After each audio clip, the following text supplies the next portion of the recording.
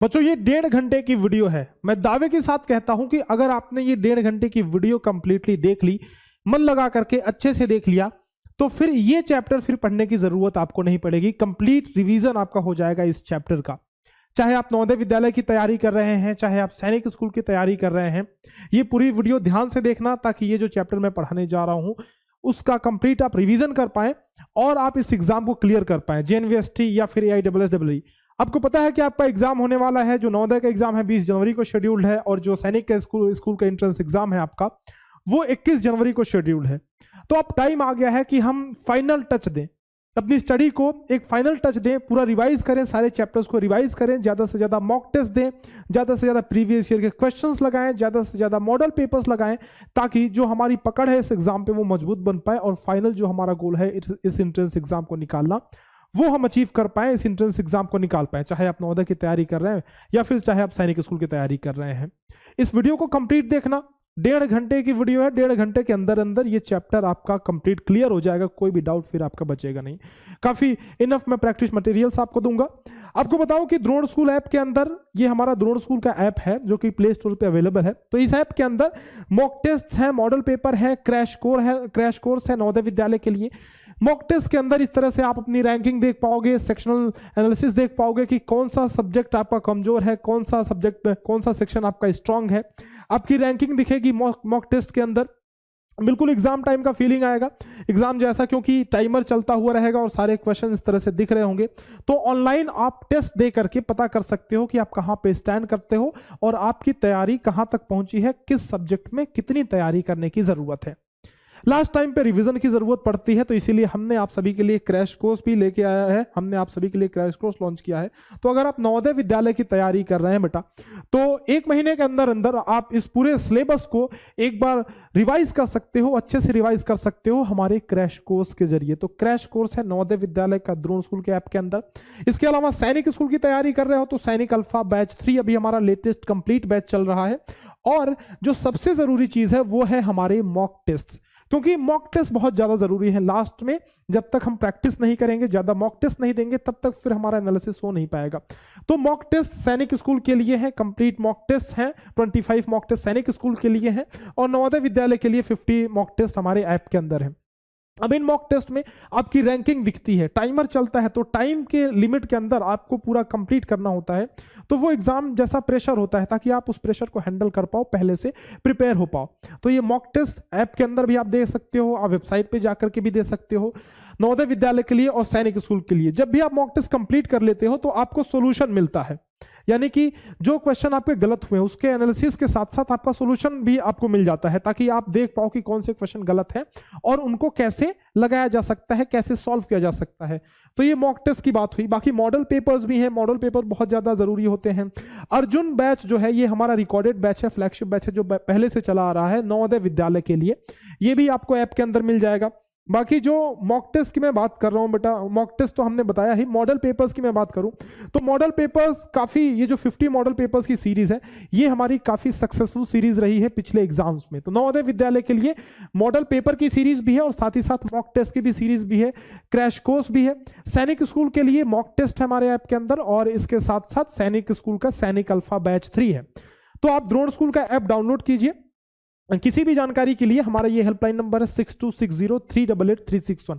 इस पे कॉल या व्हाट्सएप करके आप हमसे हमारे बैचेस के बारे में जानकारी ले सकते हैं। प्ले स्टोर से सबसे पहले तो आप द्रोण स्कूल का ये जो ऐप है उसको डाउनलोड कीजिए, ताकि आप वहां से सारे कोर्सेज को एक्सप्लोर कर पाए। वहाँ काफ़ी फ्री मटेरियल भी है, तो कम से कम एक बार डाउनलोड कीजिए।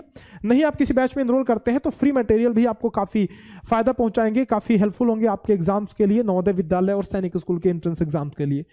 तो अगर आप 10% की छूट चाहते हैं, इस वीडियो को देख रहे हैं तो स्पेशली आपके लिए 10% छूट आपको दिया जा रहा है। एग्जाम 10 कूपन कोड का यूज कर सकते हैं द्रोण स्कूल ऐप के अंदर। किसी भी कोर्स में एनरोल करते टाइम तो आपको 10% का डिस्काउंट, 10% का छूट मिल जाएगा ऐप के अंदर। कोई भी, चाहे आप मॉक टेस्ट में एनरोल कर रहे हैं, चाहे मॉडल पेपर में, चाहे क्रैश कोर्स में एनरोल कर रहे हैं। नवोदय की तैयारी कर रहे हैं तो एक कंप्लीट रिवीजन चाहते हैं तो क्रैश कोर्स में जरूर से एनरोल करें। This is very very important. अच्छा, ये जो लेक्चर आप देखने जा रहे हो ये इसी क्रैश कोर्स का हिस्सा है, यानी इसी क्रैश कोर्स का एक लेक्चर है। तो कम से कम चाहे इनरोल करो ना करो, खैर वो तो बात की बात है, ऐप डाउनलोड करो ना करो, लेकिन आपके लिए जो जरूरी अभी है जब आप यूट्यूब पे देख रहे हो वो है ये कंप्लीट वीडियो देखना, क्योंकि ये इस लेक्चर में मैं फैक्टर्स एंड मल्टीपल्स आपको पढ़ाने जा रहा हूं। जाहिर सी बात है कि पढ़ाने का तरीका आपको पसंद आएगा, आई होप। एंड ये पूरा लेक्चर आप बेटा कंप्लीट देख जाना ताकि आपके सारे डाउट्स इस चैप्टर से कम खत्म हो जाए, ये चैप्टर दोबारा आपको रिवाइज करने की जरूरत ना पड़े। तो फैक्टर्स एंड मल्टीपल्स का ये पूरा चैप्टर है, अच्छे से देखो, पेन और कॉपी लेकर के बैठ जाना, देखना, पूरा चैप्टर रिवाइज करना, उसके बाद द्रोण स्कूल का ऐप जरूर से डाउनलोड करना। I hope for the best, बेटा एंजॉय द चैप्टर। यस बच्चों, वेलकम टू द क्लास। ये हमारा थर्ड लेक्चर है इस क्रैश कोर्स का, जिसमें हम लोग स्टार्ट करने वाले हैं the chapter factors and multiples, यानी कि गुणनखंड तथा गुणज, जिसको हम लोग हिंदी में बोलते हैं, इंग्लिश में इसका नाम है फैक्टर्स एंड मल्टीपल्स। देखो बेटा, अभी तक हमने 2 लेक्चर्स कवर कर लिए, 2 चैप्टर्स कवर कर लिए, एक एक लेक्चर में हम लोग एक एक चैप्टर कवर करते जा रहे हैं। So till now we have covered 2 lectures 2 chapters, जो कि पहला हमारा था नंबर सिस्टम, दूसरा हमारा था होल नंबर। अब देखो, अगर टेक्निकली देखा जाए तो ये दोनों मिला करके एक ही चैप्टर का हिस्सा है, मतलब नंबर सिस्टम में ही आप सबको मान सकते हो। होल नंबर्स को हमने अलग से इसलिए पढ़ा क्योंकि उसमें एक्स्ट्रा चीजें मुझको आपको बतानी थी। जैसे कल हमने क्या पढ़ा बेटा, बोर्ड मास का रूल, जो कि बहुत बेसिक और बहुत जरूरी है। वो थ्रू आउट द सिलेबस, मतलब इस पूरे मैथमेटिक्स के सिलेबस में आपके काम आने वाला है। जो बोर्ड मास हमने आपको पढ़ाया वो हमेशा काम आएगा मैथमेटिक्स के सिलेबस में, क्या वो जिंदगी भर बेटा काम आएगा। बोर्ड मास का जो रूल है बेसिक रूल है, मतलब मैथमेटिक्स आप पढ़ रहे हो तो वो तो आना ही चाहिए, ठीक है। तो इसीलिए हमने उसको थोड़ा टाइम लेकर के कवर किया है। कल वाले लेक्चर में काफी लंबा लेक्चर हमारा था और उसमें हमने थोड़ा टाइम लेकर के बोर्ड मास के रूल को कवर किया, ठीक है। और कल क्या क्या पढ़ा हमने एक बार रिवाइज कर लेते हैं, उसके बाद आगे बढ़ते हैं इस चैप्टर के साथ, so that we can cover this chapter comprehensively और आपको चीजें रिवाइज भी होते जाए, ठीक बेटा। तो कल का हमारा जो चैप्टर था वो था होल नंबर्स, यानी कि पूर्ण संख्याएं। पूर्ण संख्याओं के अंदर सबसे पहले तो बेटा हमने होल नंबर्स की कुछ प्रॉपर्टीज पढ़ी थी, बेसिक प्रॉपर्टीज, ऑपरेशंस और होल नंबर। ऑपरेशंस यानी कि जोड़ घटाना गुणा भाग, है ना, ऑपरेशंस ऑन होल नंबर्स, ये आपको आना चाहिए। ऑपरेशंस मतलब घबराना नहीं बेटा, वो ऑपरेशंस मतलब जोड़ घटाना गुणा भाग, सीधी सी बात है ना, वही ऑपरेशंस है, बाकी कुछ नहीं है, ठीक है। इसके बाद बेटा हमने इसमें आइडेंटिटीज और वो पढ़ा था, आइडेंटिटीज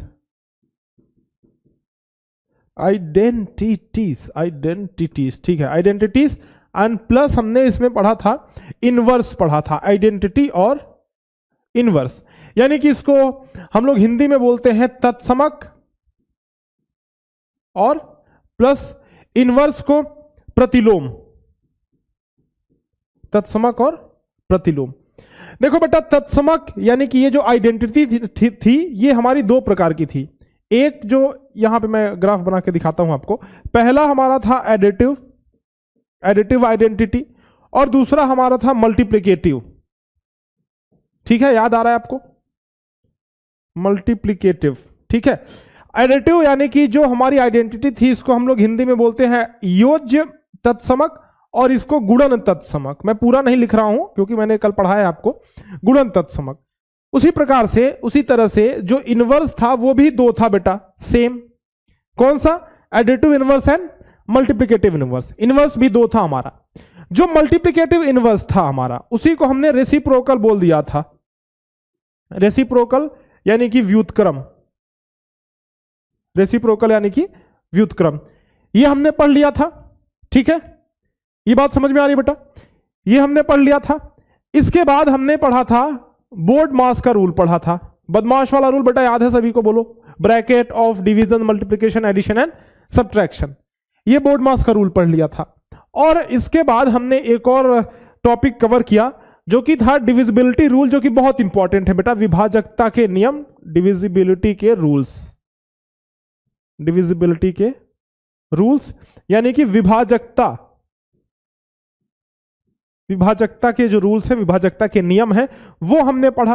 किससे किससे पढ़ा था, किससे किससे डिविजिबल होने का रूल? सबसे स्टार्टिंग से, शुरू में तो हमने 2 का रूल पढ़ा, यानी कि किसी भी नंबर के लास्ट में अगर 0 है, 4 है, 6 है, 8 है ना, 0 4 2 भी है, मतलब 0 2 4 6 8, किसी भी नंबर के लास्ट में यानी कि यूनिट प्लेस पे अगर ये डिजिट है, ये अंक है, तो वो नंबर हमेशा 2 से डिविजिबल होगा।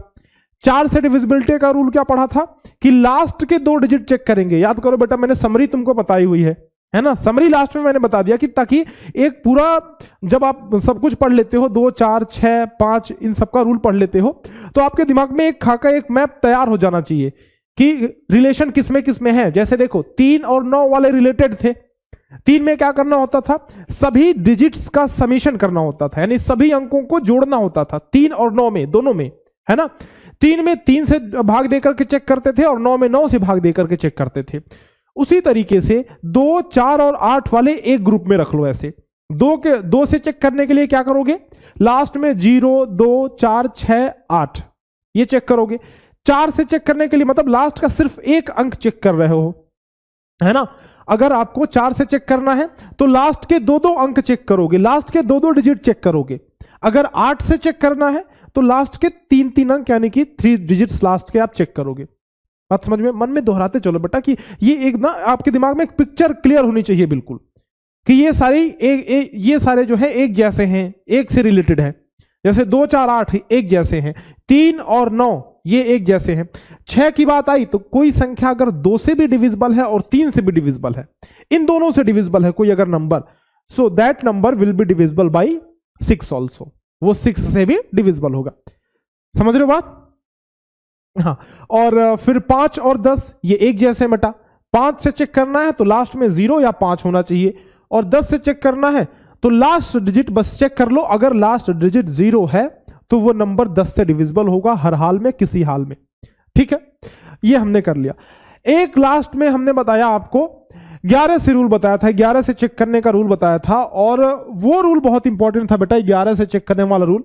उसमें हमने किटकिट वाला गेम खेला, कूद कूद वाला गेम, मतलब एक अल्टरनेट करके एक एक अंक को जोड़ा और फिर बाकी के अंकों को जोड़ा।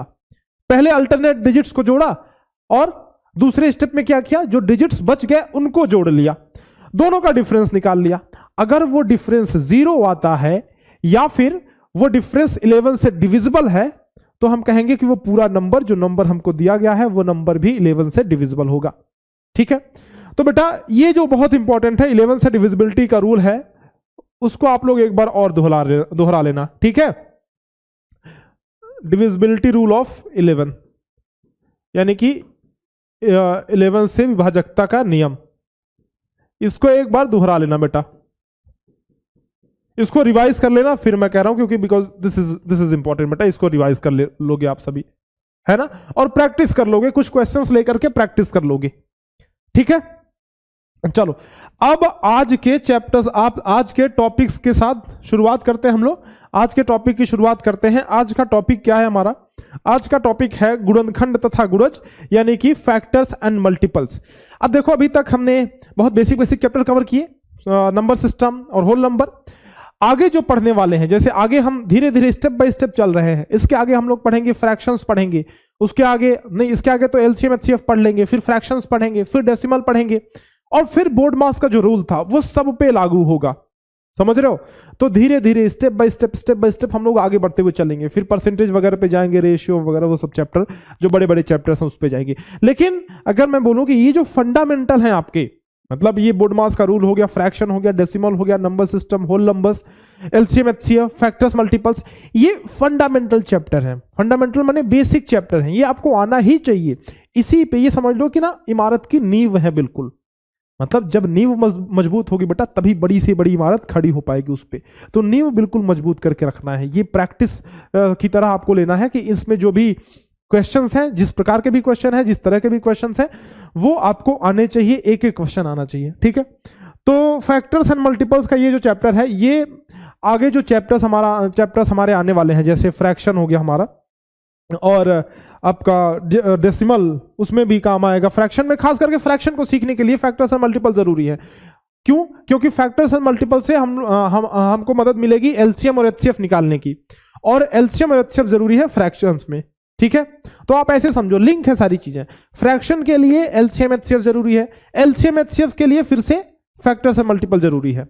समझ रहे हो? तो इसीलिए सबसे पहले हम लोग फैक्टर्स एंड मल्टीपल्स पढ़ रहे हैं, इसके बाद हम लोग पढ़ेंगे एलसीएम एचसीएफ, उसके बाद हम लोग पढ़ेंगे फ्रैक्शंस यानी कि भिन्नात्मक संख्याएं।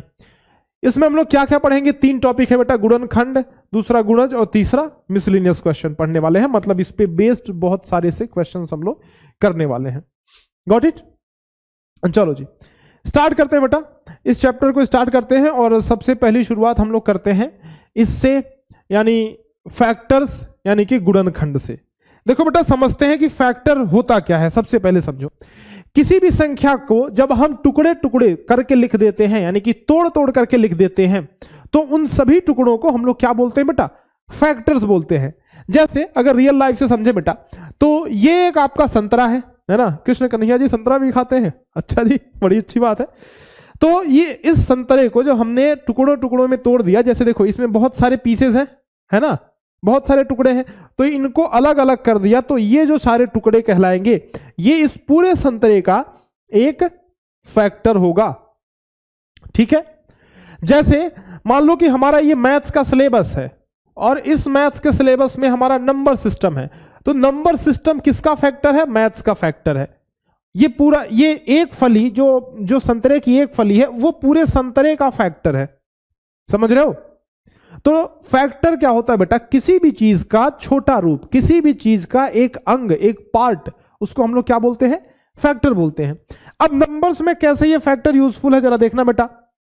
जैसे मान लो मैंने नंबर लिखा बेटा 24 नंबर लिखा है ना, तो 24 को और कैसे लिखा जा सकता है बताओ जरा। 24 को आप ऐसे लिख सकते हो 2 इंटू 2 इंटू 2 इंटू 3, 2 दूना 4 दूना 8, 3 के 24, है ना।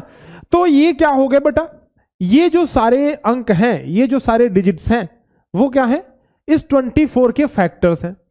और स्पेशली अगर ये बात किया जाए तो ये प्राइम फैक्टर्स हैं। फैक्टर के कई प्रकार हैं, तो ये एक्चुअल में प्राइम फैक्टर्स हैं, यानी कि अभाज्य गुणनखंड है, अभाज्य गुणनखंड। अभी इसके बारे में पढ़ेंगे, चिंता मत करना बेटा, इसके बारे में पढ़ेंगे, है ना। तो ये प्राइम फैक्टर्स हैं, यानी कि फैक्टर्स का एक स्पेशल पार्ट होता है प्राइम फैक्टर, उसको पढ़ेंगे। लेकिन अभी सिर्फ आप इतना समझो, अभी इस पे मत जाओ बेटा, अभी आप सिर्फ इतना समझो कि ये अपने फैक्टर्स हैं, ठीक है ना। इसमें ये 24 के ये सारे फैक्टर्स हैं। एक और तरीके से समझते हैं बेटा, जैसे देखो अगर मैंने 24 लिखा, तो जरा ये बताना मुन्ना कि क्या 24 में 2 का भाग चला जाएगा। तुम कहोगे हाँ जी बिल्कुल, 2 का भाग 24 में दोगे तो 12 दूना 24 भाग चला जाएगा, ठीक है। क्या 24 में 3 का भाग जाएगा, हाँ 3 का भी भाग चला जाएगा इसमें। कैसे बेटा, 3 8 जा 24, है ना, 3/24, तो 3 का भी इसमें डिवीजन हो जाएगा। क्या इसमें बेटा 4 का डिवीजन होगा, बिल्कुल, 4 6 जा 24, है ना। क्या इसमें 5 का होगा, बोलो नहीं होगा। 6 का डिवीजन होगा, हाँ जी 6 का हो जाएगा। 8 का डिवीजन होगा, यस 8 3 जा 24, है ना। क्या इसमें 12 का डिवीजन होगा, बिल्कुल जी 12 का भी डिवीजन हो जाएगा। क्या इसमें 24 का भी डिवीजन हो जाएगा, हाँ जी 24 का भी डिवीजन हो जाएगा। क्या इसमें 1 का डिवीजन होगा, हाँ 1 का भी डिवीजन हो जाएगा। यानी कि ऐसे नंबर्स जिनसे हम लोग इस नंबर में भाग दे पाए, उसको हम लोग फैक्टर बोलेंगे। जैसे ये सारे के सारे 1 2 3 4 6 8 12 एंड 24, ये सबके सब ऑल दिस नंबर्स, ये सारे नंबर बेटा 24 के फैक्टर हैं। बात समझ में आई? तो फैक्टर मतलब क्या होता है कि वो सभी नंबर जिससे हम लोग उस नंबर में भाग दे पाए, जो दिया गया नंबर है ना। जैसे मैं 24 के फैक्टर पूछ रहा हूं, आपसे पूछेगा कि 24 का फैक्टर, 25 का फैक्टर, 30 का फैक्टर, तो किसी एक नंबर का फैक्टर पूछेगा। सिर्फ ऐसे नहीं पूछेगा भैया फैक्टर बता दो, अरे भाई तुम पूछोगे किसका फैक्टर, ये तो बताओ किसका फैक्टर, ठीक है।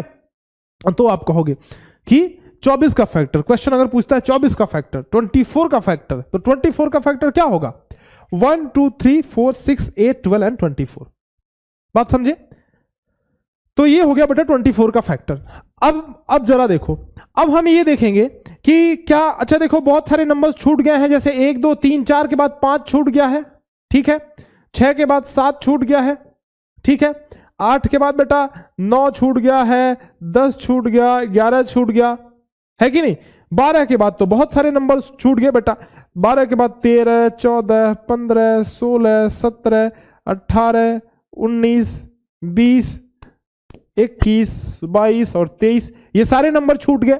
उसके बाद 24 आया, तो यहां पे देखो बेटा, ये जो मैंने रेड से मार्क किया है ये 5 से 24 में डिवीजन होगा क्या? नहीं होगा। जरा दे करके देखते हैं। 5 से 24 में डिवीजन करोगे तो 5 बटे 8 बार में, सॉरी 8 बार में तो जाएगा नहीं, 5 चौके 20, 4 हमारा रिमाइंडर बच जा रहा है यानी कि 4 इज द रिमाइंडर, 4 जो है वो शेष बच जा रहा है। तो 5 से जब 24 में भाग दे रहे हैं तो ये भाग जा ही नहीं रहा है, रिमाइंडर बच जा रहा है, शेष बच जा रहा है। इसका मतलब हम ये बोलेंगे कि बेटा 5 जो है वो 24 का फैक्टर नहीं है। समझ गए? 5 24 का फैक्टर नहीं है। अच्छा, क्या 7 24 का फैक्टर? नहीं, 7 का भी भाग इसमें नहीं जाएगा। क्या 9 है? नहीं। क्या 10 है? नहीं। 11 है? नहीं। 13 14 15 16 17 18 19 20 21 22 23, क्या ये सारे फैक्टर है? नहीं। तो ये सारे भी इसके फैक्टर नहीं है। तो कहने का मतलब ये हुआ बेटा, हम यहां से पॉइंट क्या सीखते हैं कि ऐसे नंबर्स जिनका भाग दिए गए नंबर में चला जाता है वो नंबर क्या कहलाते हैं? फैक्टर कहलाते हैं। जैसे देखो, तो यहां से हम एक पॉइंट सीख सकते हैं बेटा कि किसी नंबर के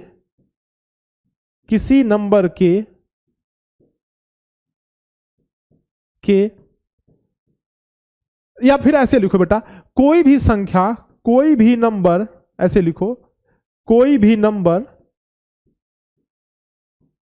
अपने फैक्टर्स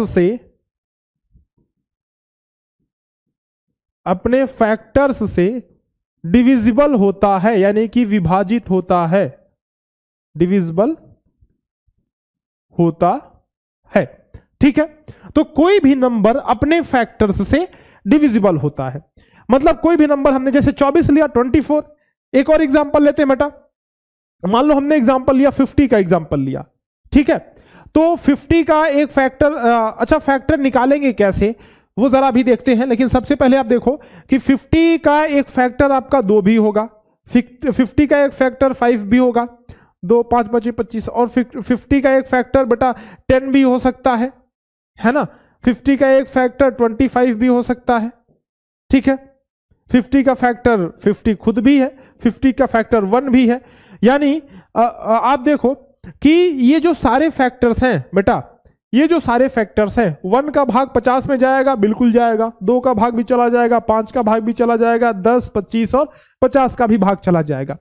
इसका मतलब ये हुआ जितने भी फैक्टर्स हैं वो सारे उस नंबर को डिवाइड कर देंगे, है ना। 1 भी इसको डिवाइड करता है, 2 भी, 5 भी, 10 भी, 25 भी, 50 भी। तो वही हमने लिखा कि कोई भी नंबर, माने यहां हमने 50 लिया है, अपने फैक्टर से डिविजिबल होता है। तो 50 जो है अपने फैक्टर से, देखो सारे फैक्टर से डिविजिबल है, यानी कि 50 अपने सारे फैक्टर से विभाजित है, 50 में अपने सभी फैक्टर्स का भाग जाता है। समझ रहे हो ये बात? तो ये फैक्टर्स के बारे में बात हो गई। अब बेटा हमने तो ऐसा लिख दिया, लेकिन फैक्टर्स निकालें कैसे? बेटा फैक्टर्स निकालें कैसे? तो देखो, अगर वैसे ये सारे फैक्टर्स हैं तो आपके एग्जाम में क्या आएगा कि आपको पता लगाना होगा कि ये फैक्टर है कि नहीं है फैक्टर। तो आप सीधा भाग दे के देख लेना बेटा। तरीका क्या है पता लगाने का कि अगर आप डिवाइड कर रहे हो, अगर आप भाग दे करके देख रहे हो और वो नंबर डिवाइड हो जा रहा है, वो नंबर विभाजित हो जा रहा है, यानी कि जो जिससे आप चेक कर रहे हो वो फैक्टर है, और अगर डिवाइड नहीं हो रहा है तो फैक्टर नहीं है। तो सिंपल तरीका फैक्टर चेक करने का ये है कि अगर आप डिवाइड कर रहे हो और डिवीजन हो जा रहा है तो फैक्टर है, डिवीजन नहीं हो रहा है तो फैक्टर नहीं है। तो चेक करने का एग्जाम में आपके आएगा। जो फैक्टर निकालने की बात है वो हम लोग प्राइम फैक्टर निकालना सीखेंगे, लेकिन उससे पहले हमको ये जानना होगा कि प्राइम फैक्टर्स क्या होते हैं। ठीक है बेटा, सबसे पहले तो ये समझ लेते हैं फैक्टर्स जानने से पहले, और फैक्टर्स के साथ साथ अभी मल्टीपल भी पढ़ेंगे, लेकिन सबसे पहले चेक कैसे करोगे, है ना। कोई भी फैक्टर कैसे आपको चेक करना है कि कोई भी नंबर फैक्टर है कि नहीं किसी और नंबर का, है ना। हाउ टू चेक कैसे करेंगे इसको जरा से देख लेते हैं एक बार। ठीक है, जैसे क्वेश्चन के हिसाब से देखते हैं बेटा, क्वेश्चन एक एक लेकर के देखते हैं। जैसे एक क्वेश्चन आया कि क्या 3 48 का फैक्टर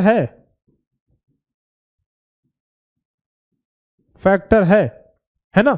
या फिर ऐसे आप कर लो कि क्वेश्चन ऐसे लिखो, विच ऑफ द फॉलोइंग, हिंदी में भी लिख दूंगा, विच of the following is a factor of 48। ठीक है, ऐसे आ गया। तो निम्न में से कौन सा, निम्न में से कौन सा 48 का फैक्टर मतलब गुणनखंड है ना बेटा, हिंदी का टर्म भूलना नहीं है, 48 का गुणनखंड है। ऐसे मान लो आपका क्वेश्चन आ गया, आपके पास 4 ऑप्शन है बेटा। 4 ऑप्शन कौन कौन से हैं? ऑप्शन नंबर 1 6, एक ऑप्शन है 5, एक ऑप्शन है 13, ठीक है, एक ऑप्शन है आपका मान लो कि 15 है। ये 4 ऑप्शंस आपके पास हैं। तो आप चेक कैसे करोगे? सिंपल बात है बेटा, कह रहा है which of the following is a factor of 48, मतलब निम्न में से कौन सा 48 का गुणनखंड है। तो इनमें से जरा चेक करो, 6, 5, 13 और 15, ये 4 ऑप्शंस हैं हमारे पास। इनमें से 48 में किसका डिवीजन हो जाएगा? हमारे पास क्या है बेटा 48 है, तो क्या 15 का डिवीजन होगा? ना बेटा ना, खत्म है ना। 15 का अगर आप इसमें भाग दोगे, 15 तिया 45, 3 बच जाएगा शेष, तो पूरा भाग तो जाएगा नहीं। 13 का भाग इसमें दोगे तो 13 तिया 39, यानी कि आपके पास बच जाएगा 9 remainder, 9 will be the remainder. 5 का डिवीजन करोगे इसमें तो 5 का इसमें बेटा 5 9 45, 5 9 45, 3 विल बी द रिमाइंडर। अगर आप क्या होगा बेटा, अगर आप 6 का इसमें भाग दोगे मास्टर जी, ये 6 का भाग तो बिल्कुल दौड़ते दौड़ते चला जाएगा, यानी कि if you divide 48 by 6 you will get the answer, है ना। 6 बटे 48 यानी कि 6 8 जा 48, पूरी तरह से डिवाइड हो जा रहा है, यानी उसके पहाड़े में आ रहा है, उसके टेबल में वो आ रहा है। ठीक है, तो 6 बटे 48 यानी कि 6 जो है ये हमारा फैक्टर है किसका? बोलो, 6 हमारा किसका फैक्टर है? 48 का फैक्टर है। तो इस तरीके से हम चेक कर सकते हैं कि कौन सा फैक्टर है और कौन सा फैक्टर नहीं है। ठीक बेटा, अच्छा अब ये हमने समझ लिया। तो फैक्टर के कई प्रकार होते हैं, फैक्टर के बहुत सारे टाइप्स होते हैं। जैसे देखो, फैक्टर में हमारा एक टाइप होता है अभाज्य गुणनखंड यानी कि प्राइम फैक्टर, एक होता है उभयनिष्ठ गुणनखंड यानी कि कॉमन फैक्टर, एक होता है उभयनिष्ठ अभाज्य गुणनखंड यानी कि कॉमन प्राइम फैक्टर। तो ये तीनों टाइप हैं फैक्टर के, ये तीनों टाइप हैं। जैसे कि मान लो बेटा मेरे पास एक चश्मा है ना, अब इस चश्मे के कई सारे प्रकार हो सकते हैं, there can be many types of spectacles, है ना। चश्मे बहुत सारे प्रकार के हो सकते हैं। ये नीला चश्मा है, मास्टर के पास काला चश्मा भी है, मास्टर के पास वो फैशन वाला भी मस्त वाला चश्मा है, सनग्लासेस। सो चश्मे कई प्रकार के हो सकते हैं, उसी तरीके से फैक्टर भी बहुत सारे प्रकार के हैं। ठीक है, तो 3 प्रकार के फैक्टर्स, चश्मा लगा दो वरना बेटा आंख खराब हो जाएगी मास्टर की। तो हमारे पास बेटा ये 3 फैक्टर्स हैं। अब इनके बारे में जरा पढ़ते हैं। देखो, अगर कुल फैक्टर की बात की जाए, एग्जाम्पल से ही समझेंगे बेटा। 24 का एग्जाम्पल हमने लिया था, तो कुल फैक्टर्स ये जो व्हाइट वाले लिखे हुए हैं ये कुल फैक्टर्स हैं, ये सारे ऑल द फैक्टर्स ऑफ 24, है ना। प्राइम फैक्टर्स की जब हम बात करते हैं बेटा, पहला फैक्टर क्या हमारा है? पहला टाइप है prime factors, PRIME, prime factors, है ना, यानी कि अभाज्य गुणनखंड। तो अभाज्य गुणनखंड कौन है बेटा? अभाज्य गुणनखंड कौन कौन से हैं जरा देखते हैं इसमें से। अब इसमें से वो फैक्टर्स जो प्राइम होंगे वो प्राइम फैक्टर्स हो जाएंगे। जैसे क्या 1 प्राइम है? ना बेटा ना, 1 ना तो प्राइम है ना ही कंपोजिट है। ध्यान रखना एक के बारे में, 1 और 0 के बारे में जब भी सवाल आ जाए तो थोड़ा कॉन्शियस हो जाना, एक कदम पीछे ले लेना बेटा जस्ट, है ना, कि थोड़ा इसको हम आराम से देखेंगे। समझ रहे हो कि एक ना तो प्राइम होता है ना ही कंपोजिट होता है, इसलिए एक के बारे में हम कुछ नहीं बोलते बेटा। ठीक है, 2 क्या प्राइम फैक्टर है? हाँ जी बिल्कुल। 3 क्या प्राइम फैक्टर है? बिल्कुल। 4 है क्या? ना, 4 एक प्राइम नंबर नहीं है, इसलिए भले ही ये फैक्टर है लेकिन ये प्राइम फैक्टर नहीं है, समझे। 6 प्राइम फैक्टर है? बिल्कुल नहीं। 8 प्राइम फैक्टर है क्या? ना बेटा बिल्कुल नहीं, 8 भी नहीं है। 12 है क्या? 24 है क्या? नहीं। यानी इसके सिर्फ 2 प्राइम फैक्टर्स हैं, 24 के 2 प्राइम फैक्टर्स हैं आपके, मतलब 2। अभी थोड़ा और समझेंगे इसको, लेकिन अभी के लिए आप इतना समझो कि 24 का प्राइम फैक्टर एक तो 2 है, एक तो 3 है ना। एक्चुअल में इसके इतने 1 2 3 4 प्राइम फैक्टर्स हैं। ये जो हमने लिखे हैं ना ये सारे प्राइम फैक्टर्स ही हैं, तो एक्चुअल में तो 4 प्राइम फैक्टर्स हैं, लेकिन इसमें देखो ये सारे 2 हैं, है ना, ये सारे 2 हैं और ये 1, ये जो है वो 3 है। यानी कि इसके प्राइम फैक्टर्स में कौन कौन है? 2 है और 3 है। 2 तो बहुत सारे हैं, 3 सिर्फ एक ही है, ठीक है। तो 2 और 3 इसके प्राइम फैक्टर्स हैं।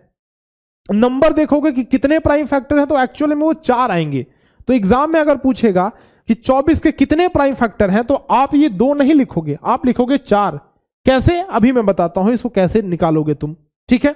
अब आपसे एग्जाम में पूछेगा how many prime factors of 24 are there, तो आपका आंसर होगा 4, ये 2 नहीं होगा बेटा, है ना।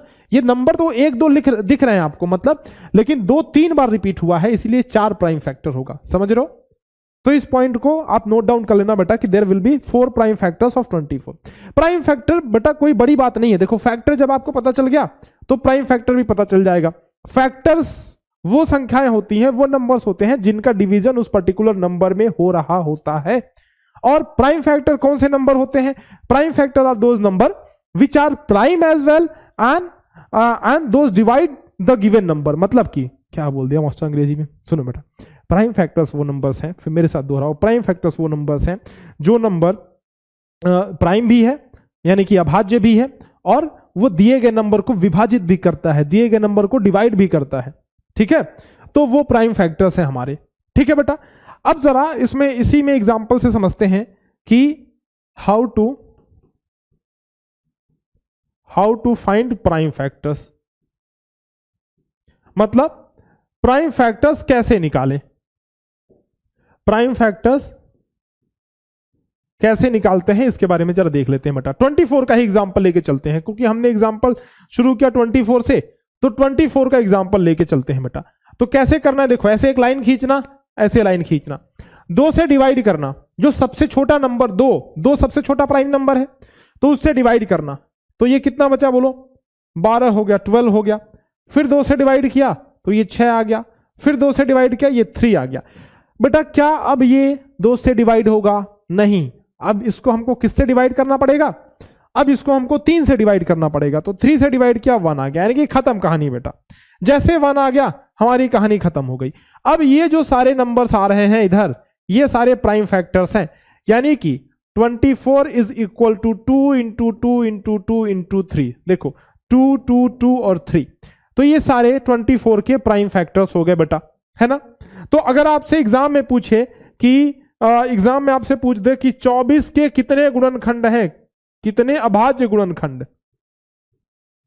कितने अभाज्य गुणनखंड हैं,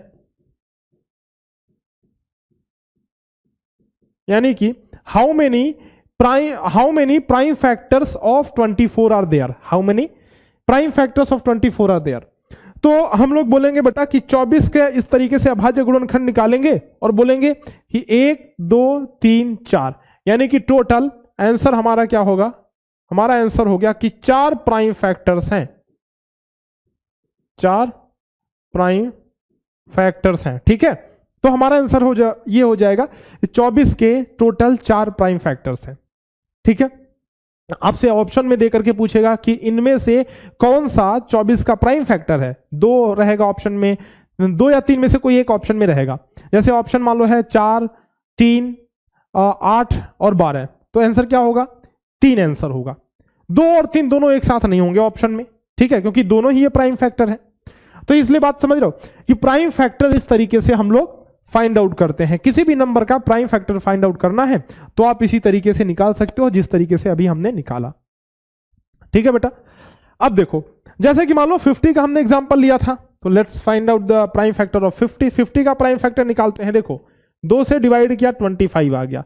अब ये 2 से डिवाइड होगा ही नहीं, कुछ भी कर लो बेटा, 25 2 से डिवाइड ही नहीं होगा। क्या ये 3 से डिवाइड होगा? बोलो 3 से होगा? 3 से भी नहीं होगा। क्या ये 5 से डिविजिबल होगा? 5 पंजे 25, हाँ जी, ठीक है।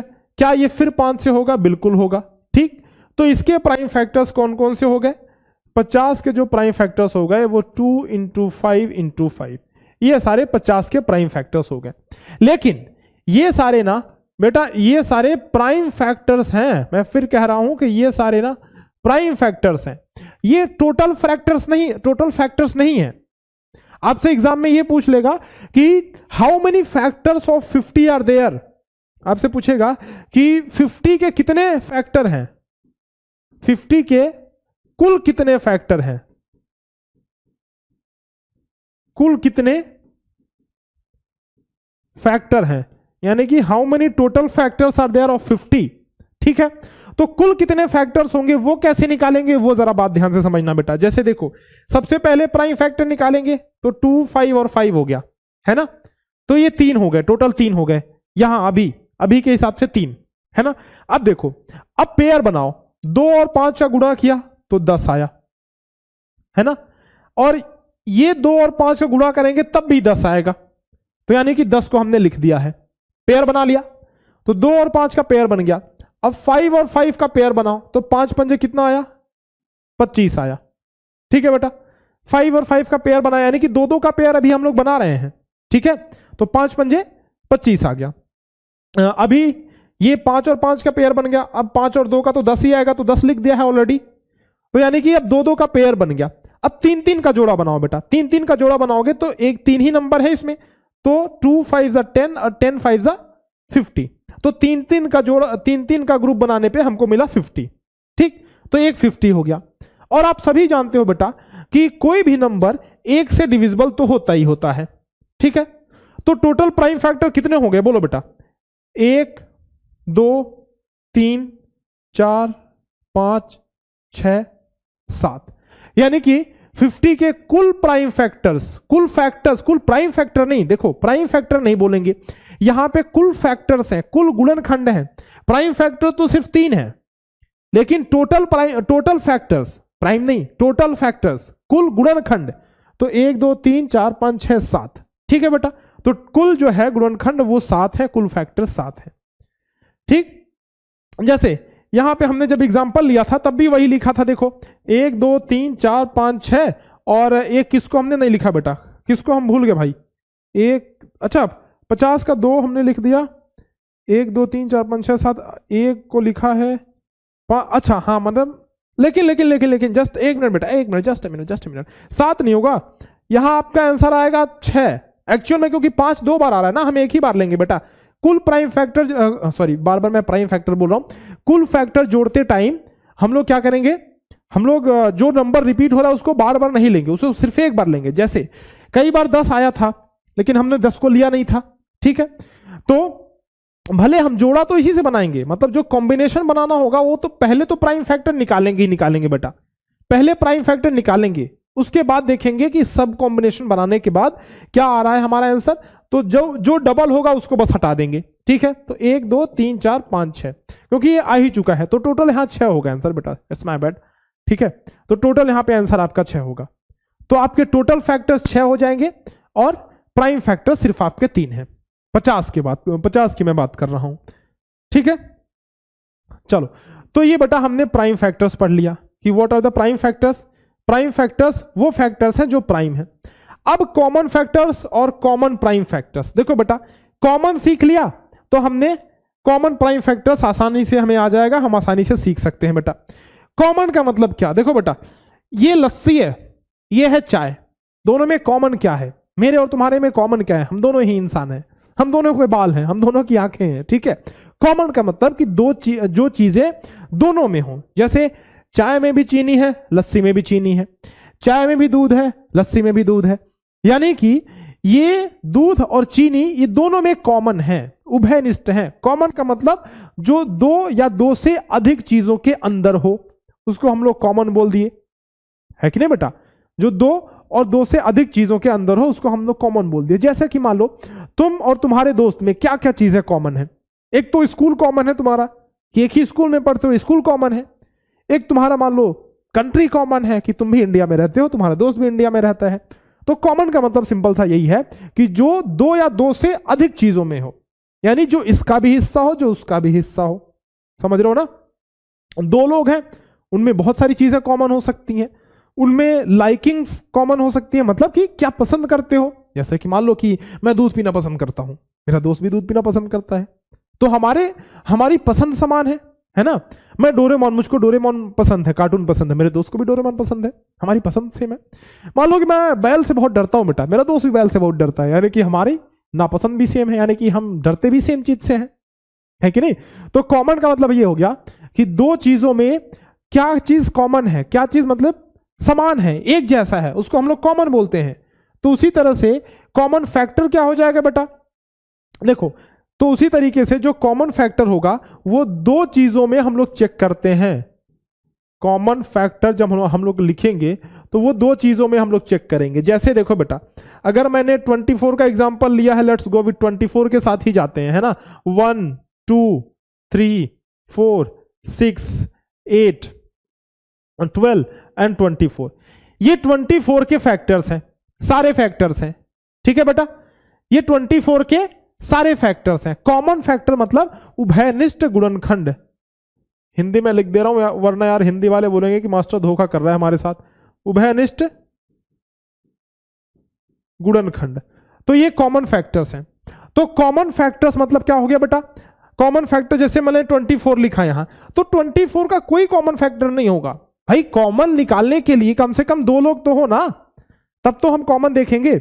हम हमारे पास यार दो ही लोग नहीं है, तो फिर कॉमन कैसे देखेंगे भाई। जैसे कि मान लो मैं अपने दोस्त से कंपेयर कर रहा हूं, तो मैं अपने अंदर गुण देख रहा हूं, क्वालिटी देख रहा हूं, एंड अपने दोस्त के अंदर क्वालिटी देख रहा हूं। अगर वही गायब हो गया तो किसके साथ क्वालिटी मैच करूंगा बताओ। तो कॉमन निकालने के लिए कम से कम दो लोग तो होने चाहिए ना। तो उसी तरीके से कॉमन निकालने के लिए मान लो एक और नंबर लेते हैं, तो 50, ठीक है। तो 50 के क्या क्या फैक्टर्स हैं, 1 है, 2 है, 5 है, और क्या बेटा 1 to 5 और 10 हो गया, 25 हो गया एंड 50 हो गया। ये आपके हो गए 50 के फैक्टर्स। ये 24 के गुणनखंड हो गए और ये 50 के गुणनखंड हो गए। इनमें कॉमन क्या है ये देखो, सिंपल बात बेटा, कॉमन क्या है, 1 कॉमन है, 2 कॉमन है, 3 इसमें है लेकिन इसमें नहीं है तो 3 को हम नहीं लेंगे, 4 इसमें है इसमें नहीं है, 6 इसमें है इसमें नहीं है, 8 इसमें है इसमें नहीं है, 10 इसमें है इसमें नहीं है, 10 के साथ उल्टा खेल हो गया बेटा, 5 इसमें है इसमें नहीं है ना, 12 इसमें है लेकिन इसमें नहीं है, 25 इसमें है लेकिन इसमें नहीं है, 24 इसमें है इसमें नहीं है, 50 इसमें है इसमें नहीं है। तो यानी कि 1 और 2 को छोड़ करके बेटा, 1 और 2 को छोड़ करके कोई भी ऐसा नंबर नहीं है हमारे पास जो दोनों में कॉमन हो, जो दोनों में समान हो, जो दोनों में एक जैसा हो, ठीक है। तो इसका मतलब क्या हुआ, इसका मतलब यह हुआ कि 1 और 2 ये सिर्फ यही कॉमन फैक्टर हैं। यानी कि कॉमन फैक्टर क्या हो जाएंगे बोलो, common factor is equal to 1 और 2, ठीक है। यानी कि उभयनिष्ठ गुणनखंड, कॉमन फैक्टर मतलब उभयनिष्ठ गुणनखंड हमारे हो गए बेटा 1 और 2। बात समझे, मतलब 1 और 2 ये दो ही ऐसे नंबर है जो इन दोनों में कॉमन है, बाकी कोई भी चीज इसमें कॉमन है ही नहीं बेटा। देखो कोई भी एक जैसा है क्या दोनों में, बिल्कुल भी नहीं है। यहां 5 10 25 50 कहीं भी है, 5 10 25 50 नहीं, 3 4 6 से 12 24, 3 4 6 से 12 24 कहीं है नहीं है। यानी इन दोनों में सिर्फ यही दोनों नंबर है जो कॉमन है, तो इसीलिए कॉमन फैक्टर हो गया। आसान है बोलो बेटा, आसान है कि नहीं। तो कर लेंगे हम लोग कॉमन फैक्टर 1 और 2। अब देखो जरा बात को आगे बढ़ाते हैं और समझते हैं कि अब हमने कॉमन फैक्टर देख लिया बेटा, जरा इसी को थोड़ा सा आगे बढ़ाते हैं और कॉमन प्राइम फैक्टर देखते हैं। कॉमन प्राइम फैक्टर यानी कि उभयनिष्ठ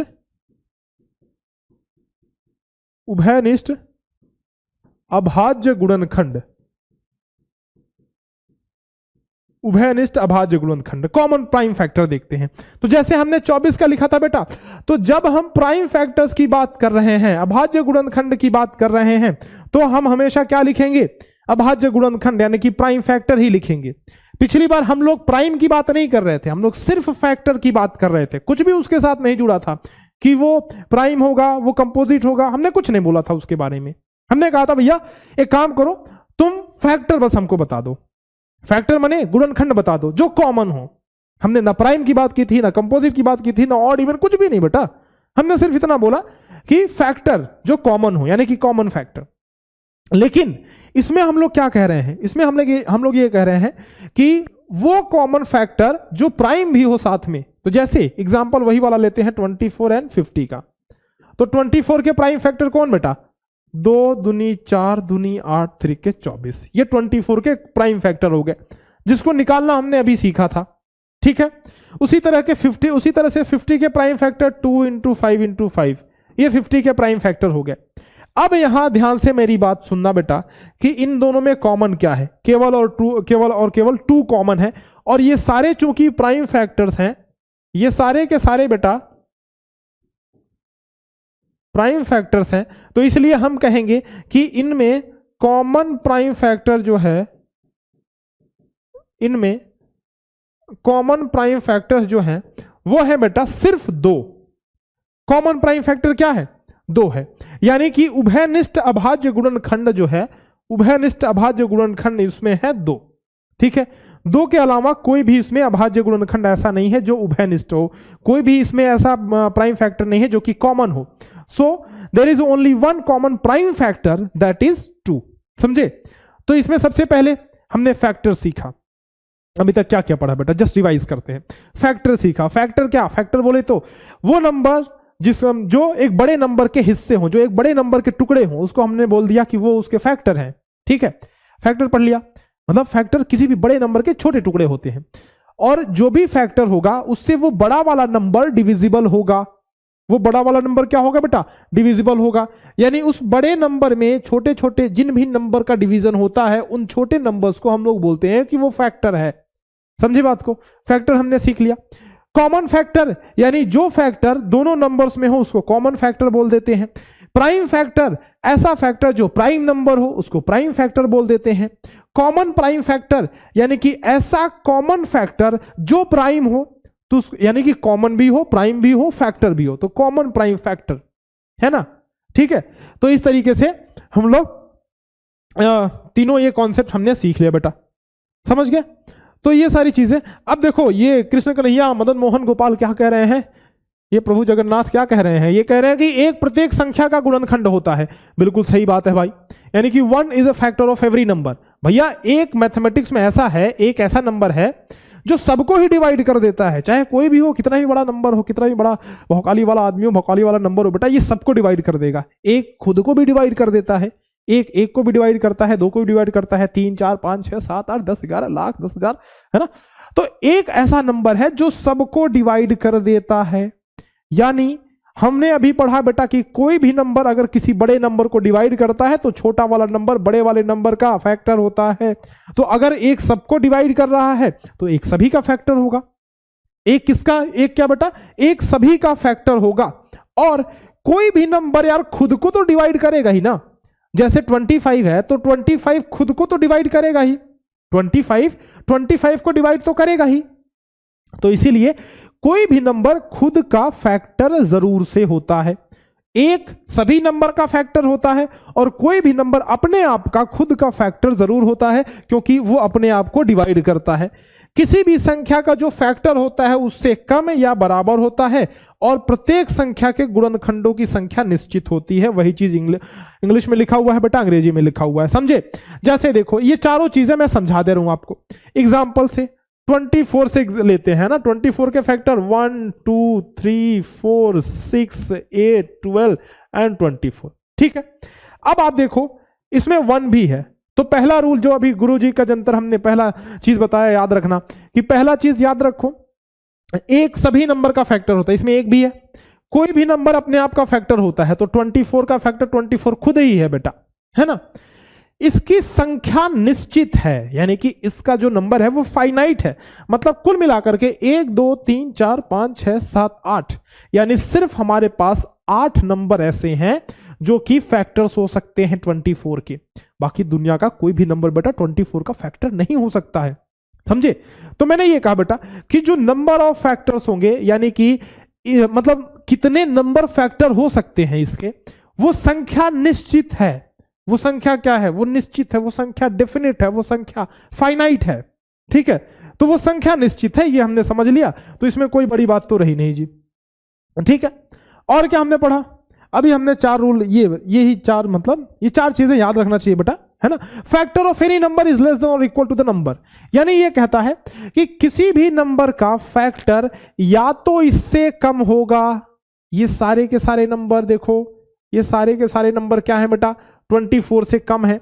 तो किसी भी नंबर के फैक्टर्स या तो इससे कम होंगे या तो इसके बराबर होगा, इक्वल। यानी कि 24 देखो 24 के इक्वल है और बाकी सारे 24 से कम है। तो यहां से कॉन्सेप्ट क्लियर हो रहा है बेटा। यहां पे चारों रूल क्या कहूं, मतलब ऑब्जर्वेशन आप कहोगे कि ये जरूरी है याद रखना। अगर ये चीजें, ये समरी है एक तरीके से, सारांश है पूरे उसका फैक्टर का, कि कोई भी एक जो है वो सभी नंबर का फैक्टर हो सकता है, और कोई भी नंबर खुद का फैक्टर जरूर होता है। कोई भी नंबर खुद का फैक्टर जरूर होता है बेटा। किसी भी नंबर के जो फैक्टर होंगे, वो जो फैक्टर्स होंगे वो या तो उस नंबर से कम होंगे या तो उस नंबर के बराबर होंगे। ठीक है, देखो, तो किसी भी नंबर का फैक्टर या तो उससे कम या उसके बराबर होगा। ठीक है, चलो, तो ये चीज हमने पढ़ ली बेटा। अब कुछ प्रैक्टिस करते हैं और इसी के साथ ही, अच्छा एक काम करते हैं बेटा, अभी प्रैक्टिस करेंगे, लेकिन ना प्रैक्टिस करने के लिए हम लोग उससे पहले मल्टीपल पढ़ लेते हैं कि व्हाट इज मल्टीपल बेटा। मल्टीपल में कॉमन मल्टीपल पढ़ लेंगे और फिर उसके बाद फैक्टर्स एंड मल्टीपल्स का एक साथ पूरा क्वेश्चन का प्रैक्टिस करेंगे, क्योंकि मिसलेनियस क्वेश्चन भी हमारे हो जाएंगे, फिर कोई दिक्कत आएगी नहीं बेटा। ठीक है, फिर क्वेश्चन प्रैक्टिस करेंगे सिर्फ। पहले एक और चीज जो है मल्टीपल यानी कि गुणज पढ़ लेते हैं बेटा। देखो मल्टीपल क्या है, अब हमने फैक्टर्स पढ़ लिया। स्टार्टिंग में देखो मैंने तुमको बताया था कि दो टॉपिक इसमें है, फैक्टर्स एंड मल्टीपल, जो टॉपिक का नाम ही है बेटा फैक्टर्स एंड मल्टीपल्स। देखो फैक्टर्स पहला, दूसरा मल्टीपल। तो फैक्टर हमने पढ़ लिया, सिंपल बात है बेटा, बहुत सिंपल बात है। मल्टीपल क्या होता है ये जरा समझते हैं। फैक्टर्स पढ़ा, मल्टीपल क्या, फैक्टर्स का उल्टा मल्टीपल होता है। कैसे, जरा बात को समझना। देखो बेटा, देखो ध्यान से पढ़ोगे तो एग्जाम निकाल लोगे, कोई बड़ी बात नहीं बेटा, लेकिन तुमको ध्यान से पढ़ना जरूरी है। ठीक है, किसी भी नंबर को प्राकृतिक संख्याओं के साथ मल्टीप्लाई करने पर जो संख्या मिलती है उसे गुणज यानी कि मल्टीपल कहते हैं। क्या मतलब मास्टर, स्लाइड वाइड से समझ में नहीं आ रहा है बेटा, हम बताते हैं तुमको। What is a multiple, multiple क्या है, गुणज क्या है, जरा बात समझना बेटा। जैसे हमारे पास नंबर है, 24, फिर इसी 24 का ही एग्जांपल लेते हैं। तो 24 को दुनिया के किसी भी नंबर से, जो नेचुरल नंबर हो, ऑफ कोर्स नेचुरल नंबर हो, है ना, किसी भी नेचुरल नंबर से, प्राकृतिक संख्या से गुणा कर दो, जो रिजल्ट आएगा वो 24 का मल्टीपल होगा। गुणज यानी कि गुणा करने पर जो आता है, मल्टीपल यानी कि मल्टीप्लाई करने पर जो आता है। ठीक है, तो 24 के मल्टीपल क्या क्या हो सकते हैं, थोड़ा छोटा नंबर लेते हैं बेटा, आसान होगा। 24 की जगह हम 4 ले लेते हैं, काम करते हैं 4 ले लेते हैं। तो 4 का मल्टीपल क्या हो सकता है बेटा, जब हमने 4 का 1 में गुणा किया तो 4 आया, 4 का 2 में गुणा किया तो 8 आया, 4 का 3 में गुणा किया तो 12 आ गया, 4 का 4 में गुणा किया 16 आ गया, 4 का 5 में गुणा किया 20 आ गया, है ना। तो आप देखो कि this list will go on, मतलब ये कंटिन्यूअसली बहुत सारे नंबर हमारे पास आएंगे। किससे किससे गुणा करेंगे, 1 से किया, 2 से किया, 3 से किया, 4 से किया, अरे बस मास्टर बस, 1 2 3 4 5 से तो गुणा कर दिया बेटा। अभी किससे किससे गुणा करेंगे बताओ, 5 के बाद 6 7 8 9 10 11 हजार लाख 10 करोड़ अरब। तो यानी कि बहुत सारे नंबर्स हैं, देयर आर इनफाइनाइट नंबर्स, समझ लो अनंत संख्याएं हैं जिनसे हम गुणा कर सकते हैं। तो बेटा ये देखो, मैंने कहा कि जो भी नंबर, जो रिजल्ट आएगा वो हमारा होगा मल्टीपल। तो 4 का 4 मल्टीपल है, 4 का मल्टीपल 8 भी है, 4 का मल्टीपल 12 भी है, 4 का मल्टीपल 16 भी है, 4 का मल्टीपल 20 भी है, 4 का मल्टीपल 24, 4 का मल्टीपल 28, 4 का मल्टीपल 32, 4 का मल्टीपल 36, 4 का मल्टीपल 40। तो कितना जाओगे बेटा आगे, तो बहुत सारे मल्टीपल हो सकते हैं। अभी जब हमने फैक्टर्स पढ़ा तो देखा भैया फैक्टर्स जो है वो फाइनाइट होते हैं, मतलब लिमिटेड होते हैं, कुछ ही होते हैं। 24 के मल्टीपल फैक्टर्स टोटल कितने थे बेटा, 8 या 7 थे, हमने पढ़ा अभी। लेकिन इसके मल्टीपल्स बहुत सारे हो सकते हैं। फैक्टर्स कुछ होते हैं, लिमिटेड होते हैं, लेकिन मल्टीपल बहुत सारे हो सकते हैं, मल्टीपल अनंत हो सकते हैं।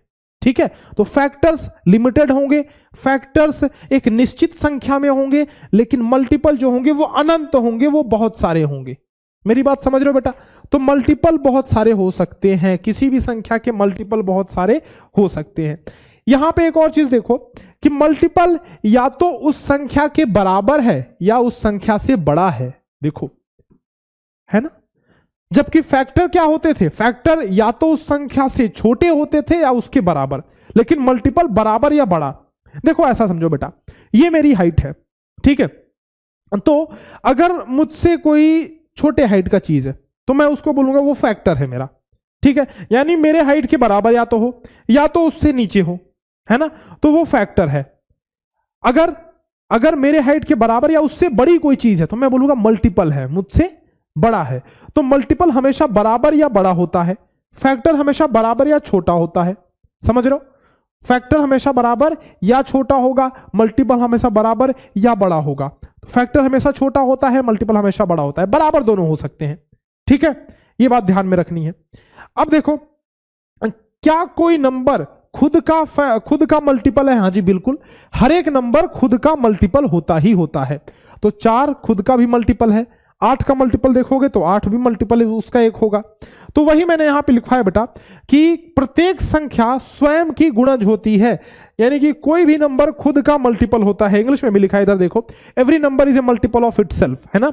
Multiple of a number is always equal to और ग्रेटर देन। मैंने बता दिया बेटा कि कोई भी मल्टीपल होगा तो वो हमेशा या तो बराबर होगा या बड़ा होगा। तो मल्टीपल जो होगा या बराबर होगा या तो बड़ा होगा। नंबर ऑफ मल्टीपल इनफाइनाइट हो सकते हैं, मैंने कहा बेटा बिल्कुल, नंबर ऑफ मल्टीपल बहुत सारे हो सकते हैं, इनफाइनाइट हो सकते हैं। और number of common multiples is also infinite, यानी कि कॉमन मल्टीपल भी इनफाइनाइट हो सकते हैं। अब कॉमन मल्टीपल्स क्या है, जरा इसको समझते हैं बेटा। मल्टीपल तुमको समझ में आ गया? बोलो, अरे हाँ बोलो, मन में बोल दो, मैं तुम्हारे पास नहीं हूं तो क्या हुआ। मल्टीपल समझ में आ गया। अब बेटा हैविंग लर्न मल्टीपल, हम लोग पढ़ेंगे कि ये क्या बोलते हैं, कॉमन मल्टीपल क्या होते हैं। ठीक है, यानी कि उभयनिष्ठ गुणज क्या होते हैं। तो गुणनखंड हमने पढ़ लिया कि उभयनिष्ठ गुणनखंड क्या होते हैं, उसी तरह से उभयनिष्ठ गुणज यानी कि कॉमन मल्टीपल भी होते हैं। जैसे देखो बेटा, कॉमन का मतलब हमने आपको समझा दिया कि जो दोनों में हो। तो उसी तरीके से 4 के मल्टीपल लिखे हुए हैं। देखो 4 का मल्टीपल 4, 8, 12, 16, 20, 24। 6 के मल्टीपल, मान लो 2 नंबर लिया, 4 और 6, तो 4 के मल्टीपल लिखे हुए हैं। ठीक है, 6 के मल्टीपल लिखे हुए हैं, तो 6, 12, 18, 24, 30 और 32, ये 6 के मल्टीपल लिखे हुए हैं। ये 4 के मल्टीपल लिखे हुए हैं सारे। इनमें कॉमन क्या है? इनमें कॉमन क्या है बेटा, माने इनमें समान क्या है? देखो जरा, कॉमन क्या है? यहां 4 है, यहां 4 है क्या? नहीं। 8 कॉमन है क्या? नहीं। 12 देखो बेटा कॉमन मिल गया हमारे पास। ठीक है, 16, 18 ये सब कॉमन है नहीं। 20, 24 हमारे पास कॉमन मिल गया बेटा। तो अभी देखो यहां पे इसके जो कॉमन मल्टीपल हुए ना, कॉमन मल्टीपल यानी कि उभयनिष्ठ जो गुणज हुए, वो कौन कौन से हुए बेटा? 12 हुआ, 24 हुआ। बहुत सारे हो सकते हैं उभयनिष्ठ जो मल्टीपल हैं, वो बहुत सारे हो सकते हैं, सिर्फ 12 और 24 नहीं। इसीलिए मैंने रूल में क्या लिखा था कि जो उभयनिष्ठ गुणज हैं, जो कॉमन मल्टीपल हैं, they can also be infinite, वो भी बहुत ज्यादा हो सकते हैं, वो भी बहुत सारे हो सकते हैं। ठीक है, तो वो बहुत सारे हो सकते हैं जो उभयनिष्ठ मल्टीपल यानी कि कॉमन गुणज है, वो भी बहुत सारे हो सकते हैं। और जो हमारे सिर्फ मल्टीपल है यानी कि सिर्फ गुणज है, वो भी बहुत सारे हो सकते हैं बेटा। बात समझे? चलो, तो अब आगे बढ़ते हैं।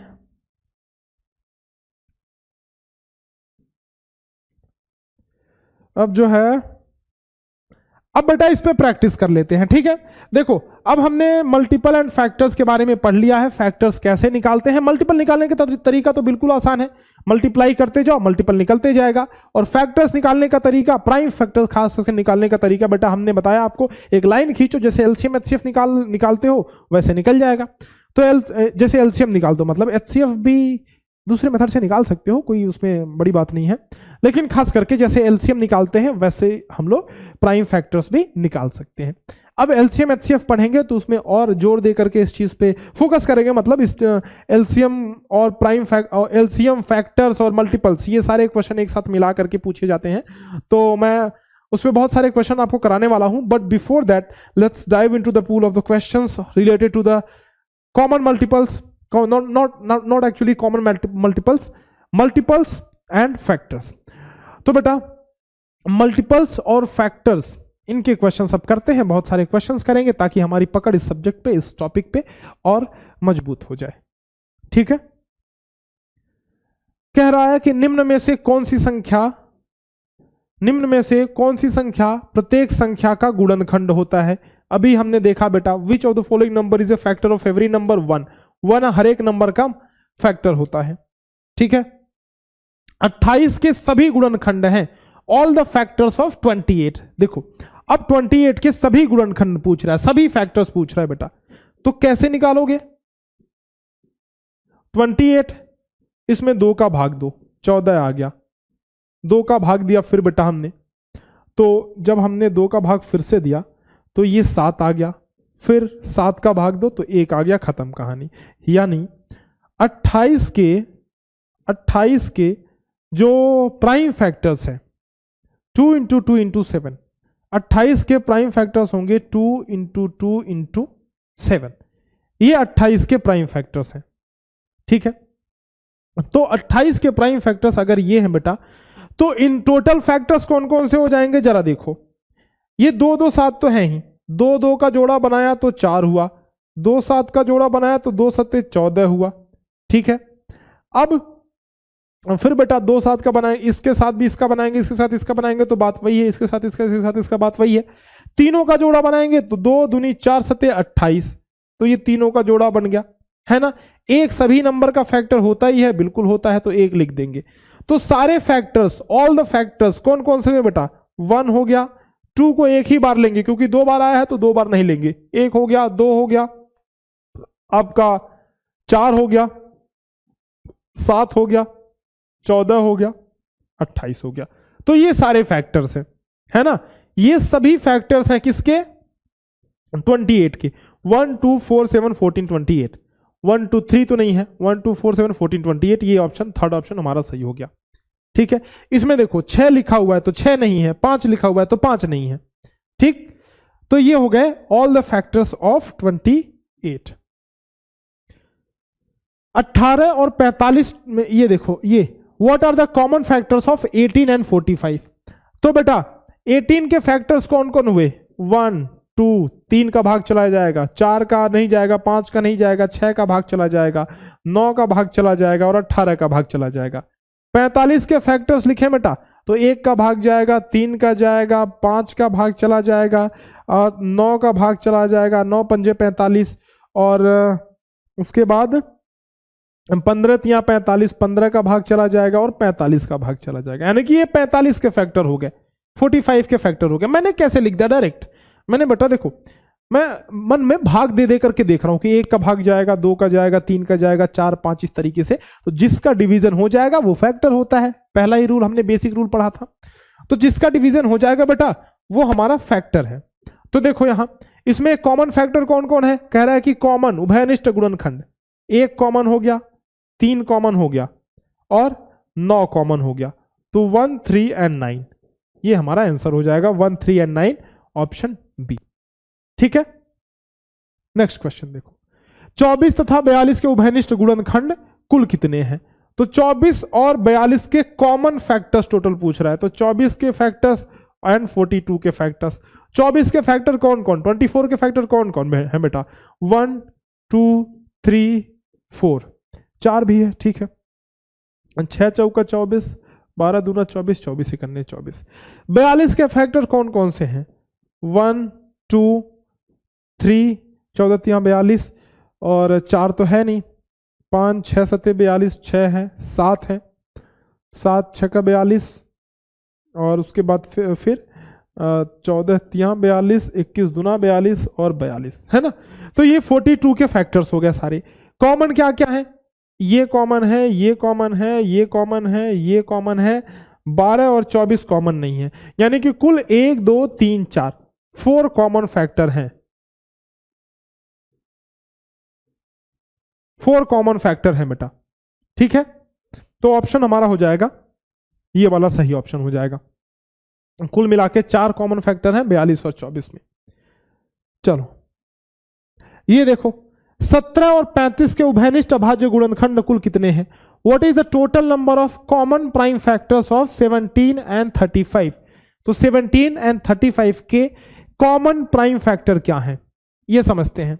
17 एंड 35 के कॉमन प्राइम फैक्टर, बेटा कह रहा है प्राइम फैक्टर हो पर वो कॉमन हो।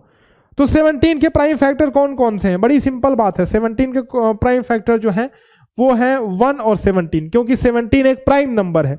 तो प्राइम नंबर्स के सिर्फ 2 प्राइम फैक्टर्स, एक मिनट सॉरी, ये कॉमन प्राइम फैक्टर कह रहा है ना बेटा, प्राइम नंबर का सिर्फ एक ही प्राइम फैक्टर होता है, एक तो प्राइम है ही नहीं, है ना, तो सिर्फ एक प्राइम फैक्टर है। 17 का प्राइम फैक्टर 17 और 35 का प्राइम फैक्टर क्या, 35 का प्राइम फैक्टर जो है बेटा वो 35 का प्राइम फैक्टर है 5 इंटू 7, 5 सत्ते 35, ठीक है।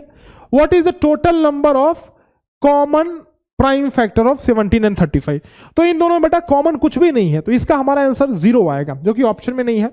तो ऑप्शन में गलती से नहीं दिया गया है, लेकिन आप ये समझो कि इसमें कोई सा भी कॉमन प्राइम फैक्टर नहीं है, कोई सा भी कॉमन प्राइम फैक्टर नहीं है बेटा, क्योंकि 17 में एक ही प्राइम फैक्टर है जो कि 17 है, और 35 में दो फैक्टर्स हैं प्राइम फैक्टर्स 5 एंड 7, ठीक है। तो कॉमन कोई भी नहीं है, यानी कि कॉमन 0 है, ठीक है।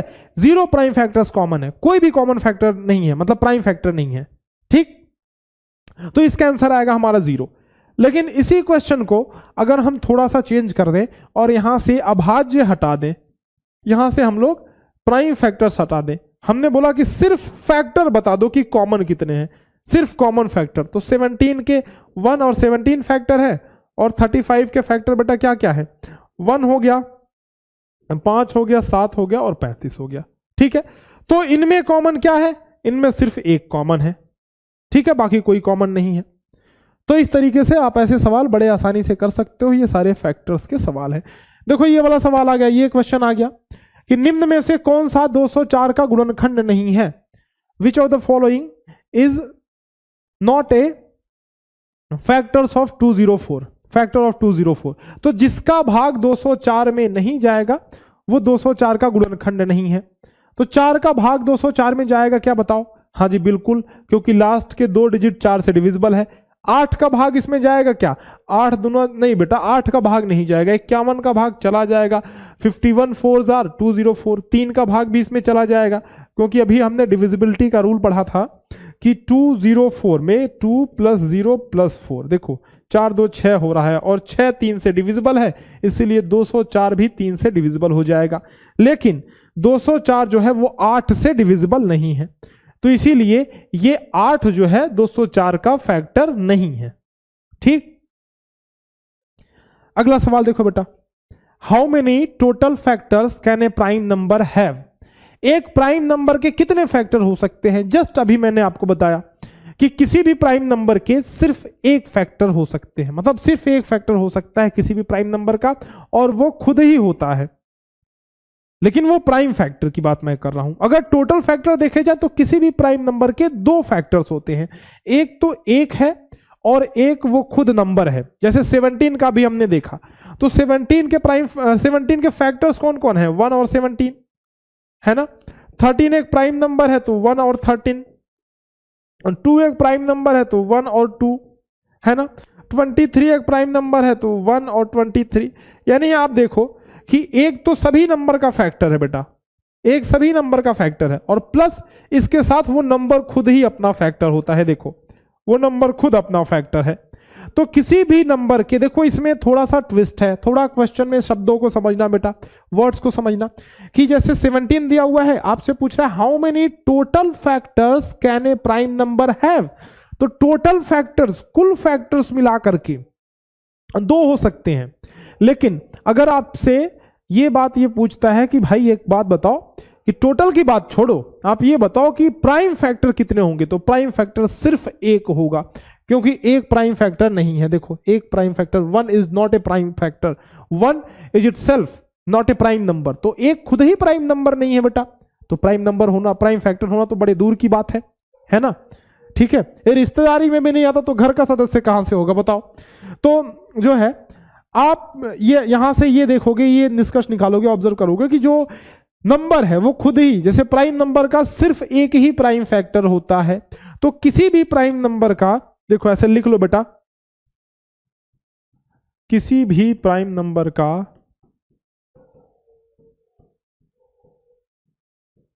नंबर के 2 फैक्टर होते हैं, किसी भी प्राइम नंबर के 2 फैक्टर होते हैं।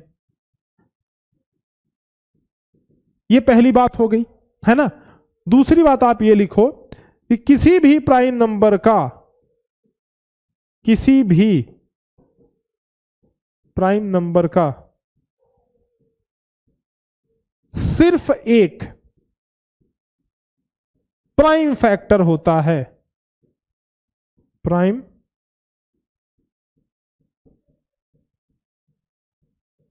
फैक्टर होता है बेटा। तो यहां हम प्राइम फैक्टर की बात कर रहे हैं और यहां सिर्फ फैक्टर की बात कर रहे हैं। तो आपसे सिर्फ फैक्टर पूछेगा तो आप बोलोगे किसी भी प्राइम नंबर के दो फैक्टर होते हैं।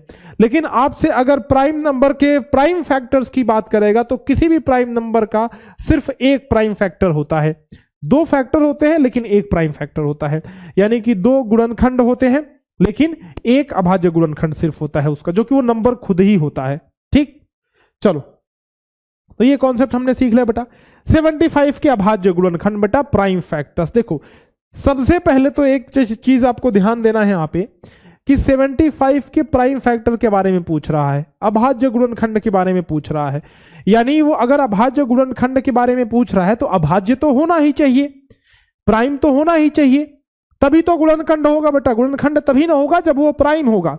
अगर वो प्राइम ही नहीं है तो गुणनखंड फिर किस बात का, है ना।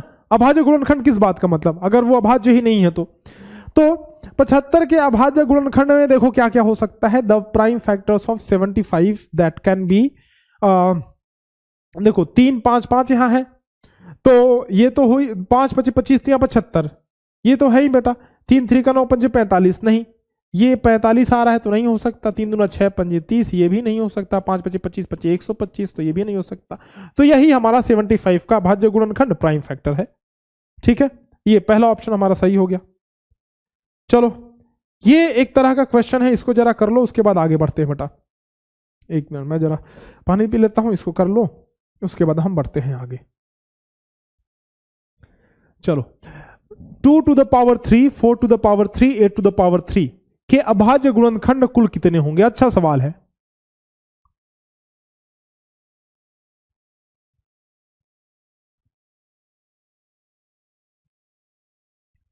कर लिया बेटा, इसको जरा कॉपी में करके देखो क्योंकि ये अच्छा सवाल है, इसको आपको आना चाहिए करने। 2 to the power 3, 4 to the power 3, 8 to the power 3 के अभाज्य गुणनखंड कुल कितने हैं? How many prime factors of 2 to the power 3, 4 to the power 3 and 8 to the power 3 are there?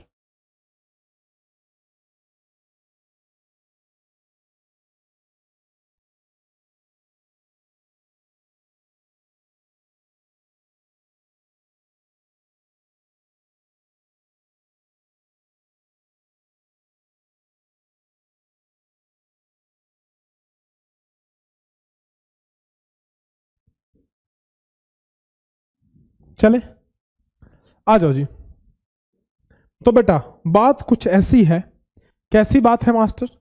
बात कुछ ऐसी है कि 2 की पावर 3 है, 4 की पावर 3 है और 8 की पावर 3 है, और आपसे पूछ रहा है कि प्राइम फैक्टर्स कितने होंगे। तो देखो 2 की पावर 3, 4 की पावर 3 एंड 8 की पावर 3। देखो बेटा अच्छा क्वेश्चन है, बड़े ध्यान से इसको करने की कोशिश करना, बड़े ध्यान से समझना इसको। ये पावर है ना, तो हम क्या करेंगे, 2 पे पावर है, 2 एक प्राइम नंबर है, आपसे अभाज्य गुणनखंड पूछ रहा है, आपसे प्राइम फैक्टर पूछ रहा है, तो 2 एक प्राइम नंबर है, बात समझ रहे हो। 4 क्या एक प्राइम नंबर है? नहीं, 4 एक प्राइम नंबर नहीं है। तो इसको प्राइम नंबर कैसे लिख सकते हैं? प्राइम नंबर के रूप में। तो 4 को हम लिख सकते हैं 2 पे पावर 2, ठीक है। 4 को हम लिख सकते हैं बेटा 2 to the power 2, यानी कि हमने लिखा ये 2 की पावर 3 हो गया और 2 पे पावर 2 और इस पे पावर तो 3 है ही। 4 को हमने 2 की पावर 2 के रूप में लिख दिया। 8 को कैसे लिख सकते हैं? 2 की पावर 3 लिख सकते हैं, है कि नहीं। 8 को ऐसे लिख सकते हैं बेटा 2 की पावर 3, यानी कि 2 दूनी 4 दूनी 8, 2 2 जा 4 2 जा 8।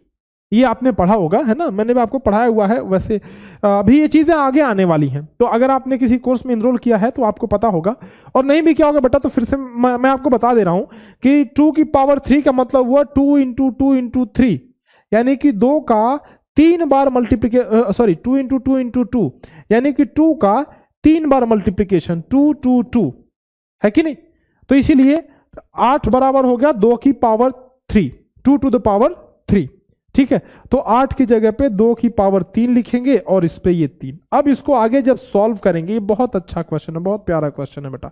देखो 3 का मल्टीप्लाई 2 से हो जाएगा, 3 का मल्टीप्लाई 3 से हो जाएगा, तो 2 पे पावर 3 हो गया इंटू 2 पे पावर 3 2 जा 6 हो गया इंटू 2 पे पावर 3 3 जा 9 हो गया। ठीक है, अब यहां देखो कह रहा है अभाज्य गुणनखंड कुल कितने होंगे। तो कोई भी ऐसा सवाल तुम्हारे सामने आ गया ना बेटा, कोई भी इस तरह का क्वेश्चन आ गया और आपसे पूछ ले कि अभाज्य गुणनखंड कितने होंगे, how many prime factors will be there. तो जब ऐसा सवाल आ जाए तो काम बहुत आसान है। देखो कैसे करोगे, ऐसा सवाल अगर तुम्हारे सामने आ जाए तो सबसे पहले तो जो बेस है, जैसे इसको बेस बोलते हैं, इसको प्राइम नंबर में कन्वर्ट करो।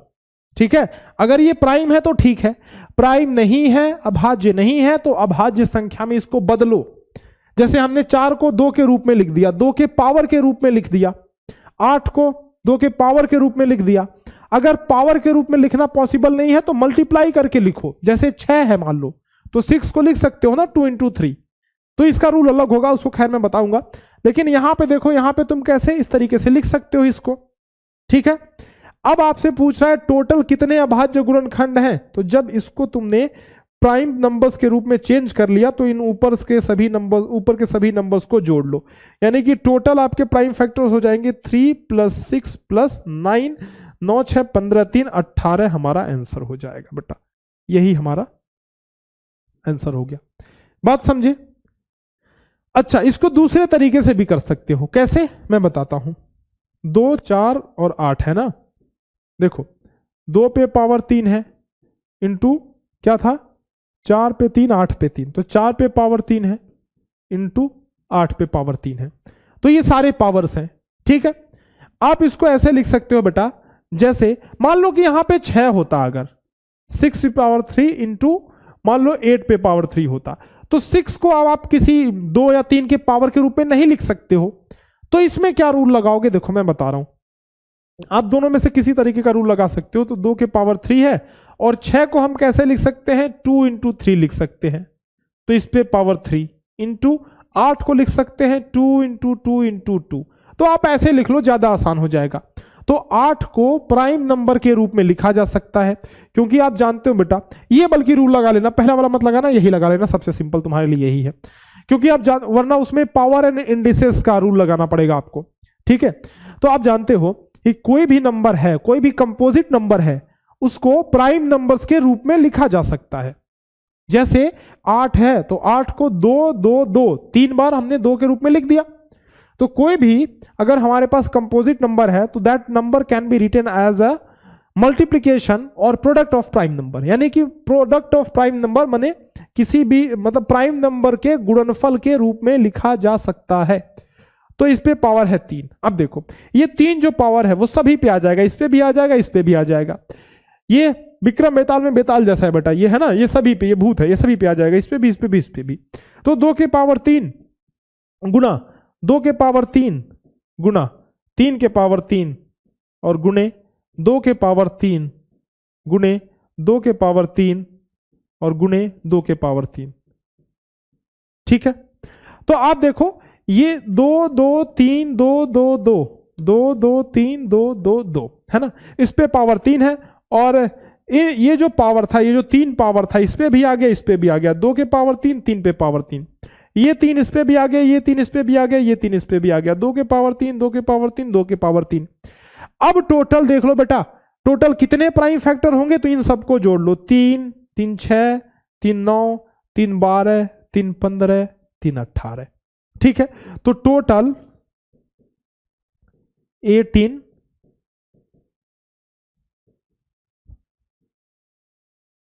प्राइम फैक्टर्स, 18 प्राइम फैक्टर्स बेटा टोटल हो गए। ठीक है, चलो कर लोगे, हो जाएगा, तो इसलिए इसका 18 आंसर हो गया।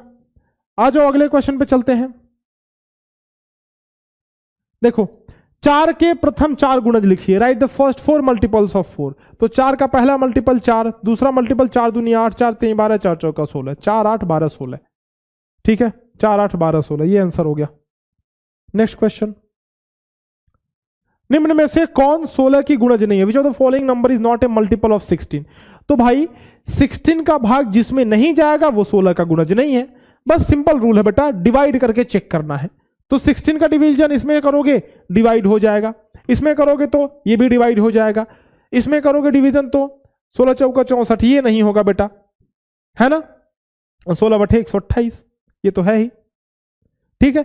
तो ये हमारा आंसर हो जाएगा 56। 56 is not A multiple of 16 क्योंकि 16 का डिवीजन उसमें नहीं हो रहा है। कह रहा है कि what is the 7th multiple of 8, यानी कि 8 का 7th मल्टीपल, तो 8 इंटू 7 56 हो जाएगा। 8 का 7th मल्टीपल मतलब 8 का 7 से मल्टीप्लाई करना है, गुणा करना है। नेक्स्ट, 8 तथा 16 का उभयनिष्ठ गुणज कौन सा है, मतलब कॉमन मल्टीपल कौन सा है बेटा। तो ऐसा मल्टीपल, ऐसा नंबर जो दोनों का मल्टीपल हो उसको कॉमन बोलेंगे। तो जरा चेक करते हैं। अच्छा, दोनों का मल्टीपल मतलब क्या हुआ बेटा, अगर दोनों नंबर से उसमें डिवाइड हो रहा है, दोनों नंबर से उसमें भाग जा रहा है, यानी वो दोनों का मल्टीपल है, ठीक है ना। अगर दोनों से उसमें भाग जा रहा है मतलब दोनों का मल्टीपल है, सिर्फ एक नंबर से भाग जा रहा है मतलब सिर्फ एक नंबर का मल्टीपल है। तो 8 तथा 16 का उभयनिष्ठ गुणज कह रहा है, which of the following is a common multiple of 8 and 16। तो दोनों का कॉमन मल्टीपल कौन सा हो जाएगा बताओ। 8 का भाग 108 में जाएगा क्या बेटा, नहीं बेटा, 8 का भाग 108 में जाएगा ही नहीं, तो यानी कि ये तो हो ही नहीं सकता है।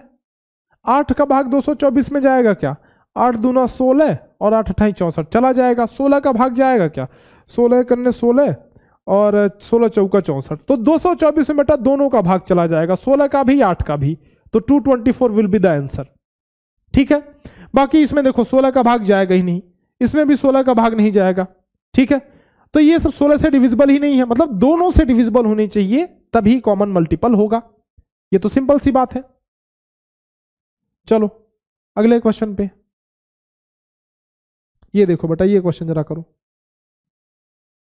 बहुत सारे से क्वेश्चन है, जरा करते हैं। देखो, 6 के प्रथम 8 गुणजों के योग से आने वाली संख्या के दहाई और इकाई के स्थानों पर आए अंकों का अंतर है।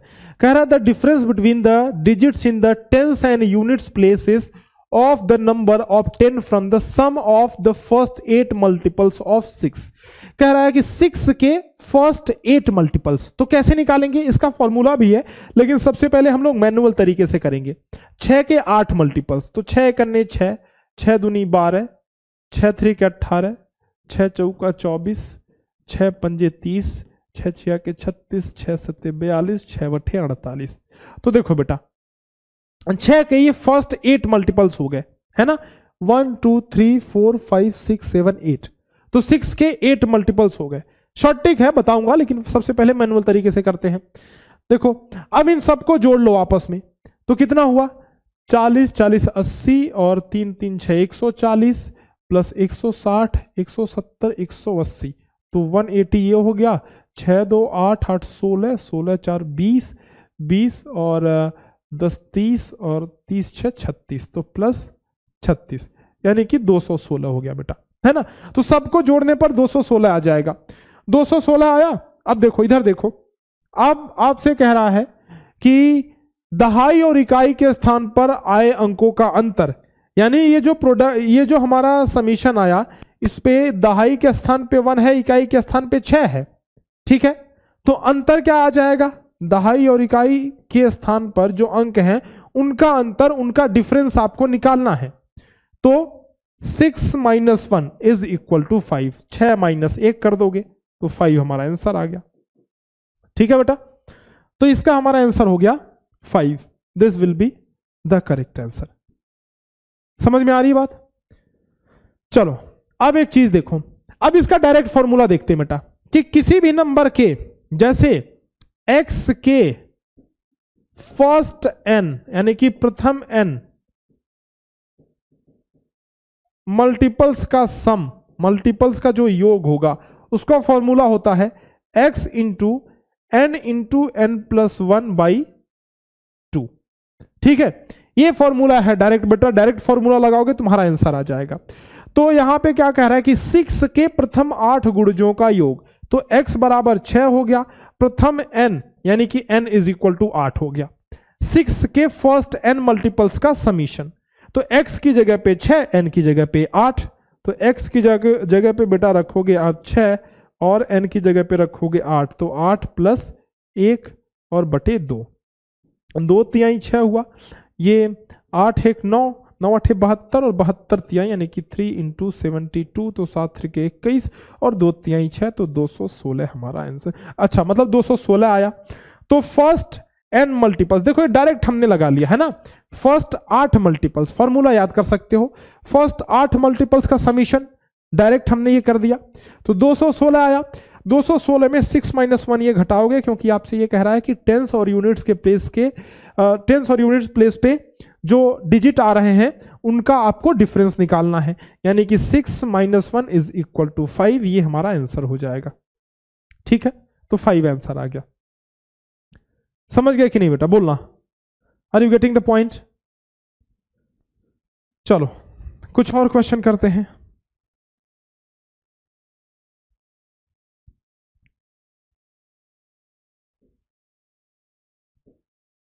नब्बे से छोटे 6 के कितने गुणज हैं? How many multiples of 6 are there less than 90? तो 90 से छोटे 6 के कितने मल्टीपल्स हैं? तो 6 का भाग आप दे दोगे 90 में, देखो तो ये क्या हुआ, 6 × 1 = 6, 3 0 और 6 × 5 = 30। तो हमारा 15 क्वोशिएंट आ रहा है, भागफल क्या आ रहा है, ये भागफल तो 15 आ रहा है, लेकिन ये हमारा आंसर नहीं है। अब आंसर क्यों नहीं है ये बात समझना बेटा, कह रहा है कि how many multiples of 6 are less than 90, तो ये लेस देन 90 की बात कर रहा है, यानी कि 90 से कम की बात कर रहा है, समझे, 90 से कम की बात कर रहा है। तो 90 से अगर ज्यादा की बात करता या फिर 90 तक की बात करता, तब हम कहते हैं भैया ये 15 है, लेकिन 90 से कम की बात कर रहा है तो 15 - 1 कर देंगे, -1, यानी कि 14 ऐसी संख्याएं हैं जो 6 की मल्टीपल है और 90 से कम है ना। चलो गिन लेते हैं भाई, एक बार गिन लेते हैं, भरोसा हो जाए तुमको। तो 90 से कम और 6 के मल्टीपल, तो 6 × 6, 6 दूनी 12, 6 3 18, 6 4 24, 6 5 30, 6 6 36, 6 7 42, 6 8 48, 6 9 54, 6 10 60, है ना। फिर 66, 72, 78, 84 एंड 90। अब देखो बेटा, आपसे कह रहे हैं 90 से कम, 90 के बराबर नहीं, 90 से कम, तो 90 को तो नहीं लेंगे। देखो 1 2 3 4 5 6 7 8 9 10 11 12 13 14, तो ये टोटल 14 है। टोटल कितने मल्टीपल है बेटा? टोटल 14 मल्टीपल है, यानी कि कुल 14 मल्टीपल हैं जो 90 से क्या है, बोलो, जो 90 से कम है। अगर 90 के बराबर कहता तब तो ठीक बात है, 90 के बराबर कहता तो हम मान लेते, लेकिन 90 से कम कह रहा है। 90 से कम का मतलब क्या हुआ कि ये जो सारे नंबर्स हैं, ये जो सारे नंबर्स हैं बेटा, उससे कम के नंबर्स आपके, उससे कम के जो मल्टीपल्स हैं वो 6 के मल्टीपल्स हैं और 90 से कम है। ठीक है, चलो अब अगले क्वेश्चन पे चलते हैं। 4 6 15 का उभयनिष्ठ गुणज निम्न में से कौन सा है? 4 6 15 का उभयनिष्ठ गुणज कह रहा है, गुणनखंड नहीं, गुणज। विच of the following is a common multiple of 4 6 15, 4 6 and 15? तो सिंपल सी बात है बेटा, जिसमें इन सभी का डिवीजन हो जाए ना, जिसमें इन सभी का भाग चला जाए वो कॉमन है। तो 4 का भाग ये पहले 50 में ही नहीं जाएगा यार, 4 का भाग है ना, 4 का भाग तो 90 में भी नहीं जाएगा, 30 में भी नहीं जाएगा, तो पहले ही हमारा आंसर मिल गया। देखो 4 का ही भाग नहीं जाएगा इन तीनों में, तो और सबकी तो बात छोड़ ही दो भाई। 6 का भाग तो अभी दिया ही नहीं हमने बेटा, हमने अभी ये 6 का भाग तो दिया ही नहीं। 4 से ही भाग दो, 4 से ही नहीं कट रहा है तो 6 से कौन सा कटेगा? 15 से चेक करने की जरूरत ही नहीं है। ठीक है, तो 4 से भाग, इसमें जरा देखना, 4 से भाग चला जाएगा, बिल्कुल 15 बार में जाएगा। 6 से भाग जाएगा 10 बार में जाएगा। 15 से भाग जाएगा 15 चौके 60 बार में जाएगा, 15 4 बार में जाएगा मतलब। तो 60 में 4 6 और 15 इन तीनों का भाग चला जाएगा, and that is why 60 is a multiple, common multiple of 4 6 and 15। समझे? चलो, तो ये क्वेश्चंस हमने बेटा कर लिए, गुणनखंड और गुणज के क्वेश्चन सब कुछ, मतलब जो इजी से क्वेश्चन थे ऐसे ही क्वेश्चन आते हैं। वैसे कुछ मिसलिनियस क्वेश्चन जो थोड़े हार्ड हो सकते हैं उसको जरा करते हैं, जल्दी जल्दी करेंगे। निम्न में से कौन सी संख्या 1 से 10 के बीच की सभी अभाज्य संख्याओं से विभक्त होती है? बेटा देखो, तो 1 से 10 के बीच सभी प्राइम नंबर कौन कौन से हैं बताओ? 1 से 10, 2 हो गया, 3 हो गया, और कौन हो गया, 5, 7, है ना। 1 से 10 के बीच यही प्राइम नंबर है। तो कौन सी ऐसी संख्या है जो इन सबसे डिविजिबल है? देखो, सबसे पहली बात तो बेटा ये जो है ना 4, 6, 9, ये 2 से डिविजिबल तो है नहीं, सीधी बात है। 2 + 4 6 होता है, 3 से डिविजिबल है। 5 + 1 6 होता है, 3 से डिविजिबल है। 2 + 1 3 होता है, 3 से डिविजिबल है। 5 से कौन कौन डिविजिबल है? 0 लास्ट में है, 0 लास्ट में है, 0 लास्ट में, तो तीनों ये 5 से डिविजिबल है। तो बस 7 से चेक करना है। ये नंबर 7 से डिविजिबल नहीं है, ये नंबर 7 से डिविजिबल नहीं है, ये नंबर 7 से डिविजिबल है। यानी कि 2 से भी डिविजिबल है, 3 से भी, 5 से भी, 7 से भी। यानी कि 210 एक ऐसा नंबर है जो कि 1 से 10 के बीच। इसमें देखो 2 क्वेश्चन है, लेकिन इसने तोड़ दिया इस क्वेश्चन को। इस क्वेश्चन को इसने तोड़ दिया। इसने कहा कि भाई 1 से 10 के बीच कितनी अभाज्य संख्याएं हैं? तो हमने कहा है 2, 3, 5, 7 है। तो ऐसे कितने इनमें से कौन सा नंबर है जो इन सबसे डिविजिबल है, यानी कि इन सबका मल्टीपल है? सीधी बात ये पूछ रहे हैं, इन सबका मल्टीपल है। तो भाग दे करके देख लेंगे, 210 आंसर हो जाएगा। ठीक, देखो ये क्वेश्चन, देखो ऐसे क्वेश्चन आ सकते हैं बेटा। ये वाले क्वेश्चन, ये कौन सा है? ये हम लोग नियरेस्ट वाले में पढ़ेंगे, इसकी कोई जरूरी नहीं, इसको पढ़ना कोई जरूरी नहीं है अभी। ये देखो, a is a common multiple of both 3 and 8. This number is between 1620 and 1650. Find the number a. कह रहा है बेटा a एक नंबर है जो कि 3 और a दोनों का मल्टीपल है, यानी कि कॉमन मल्टीपल है, और वो नंबर 1620 और 1650 के बीच में है। तो वो नंबर कौन सा है? तो अगर हम इसमें देखें बेटा, तो वो नंबर देखो 1630, 1640, 1632, 1642, ये चारों के चारों नंबर्स 1620 और 1650 के बीच में है। यानी बेटा ये जो कंडीशन है, इससे हम निकाल ही नहीं सकते कि कौन सा नंबर है। दूसरा कंडीशन क्या कहता है? और मतलब a is a common multiple of both 3 and 8, यानी कि दोनों का कॉमन मल्टीपल है वो। तो कॉमन मल्टीपल है यानी कि दोनों से डिविजिबल होगा, 3 से भी डिविजिबल होगा, 8 से भी डिविजिबल होगा।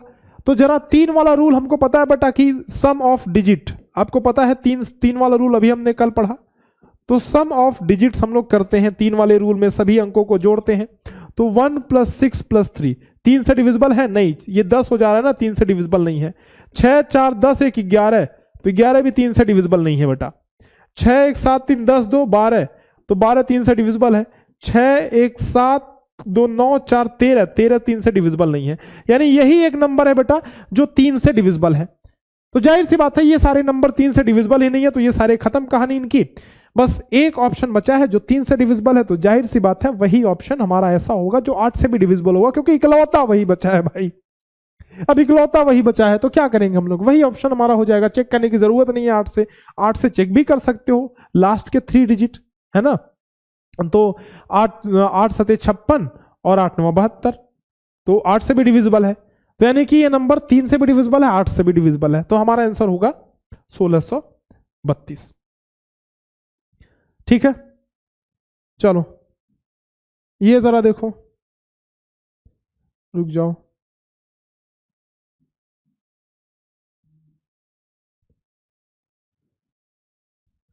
ये कह रहा है a number is less than 60 and is a multiple of 8 and has a total 4 prime factors, that number will be।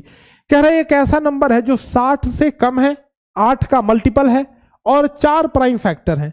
देखो बेटा 8 का मल्टीपल कौन कौन है? 8 से किसमें भाग जाएगा? इसमें चला जाएगा, बिल्कुल इसमें 8 का भाग नहीं जाएगा, ये नहीं हो सकता।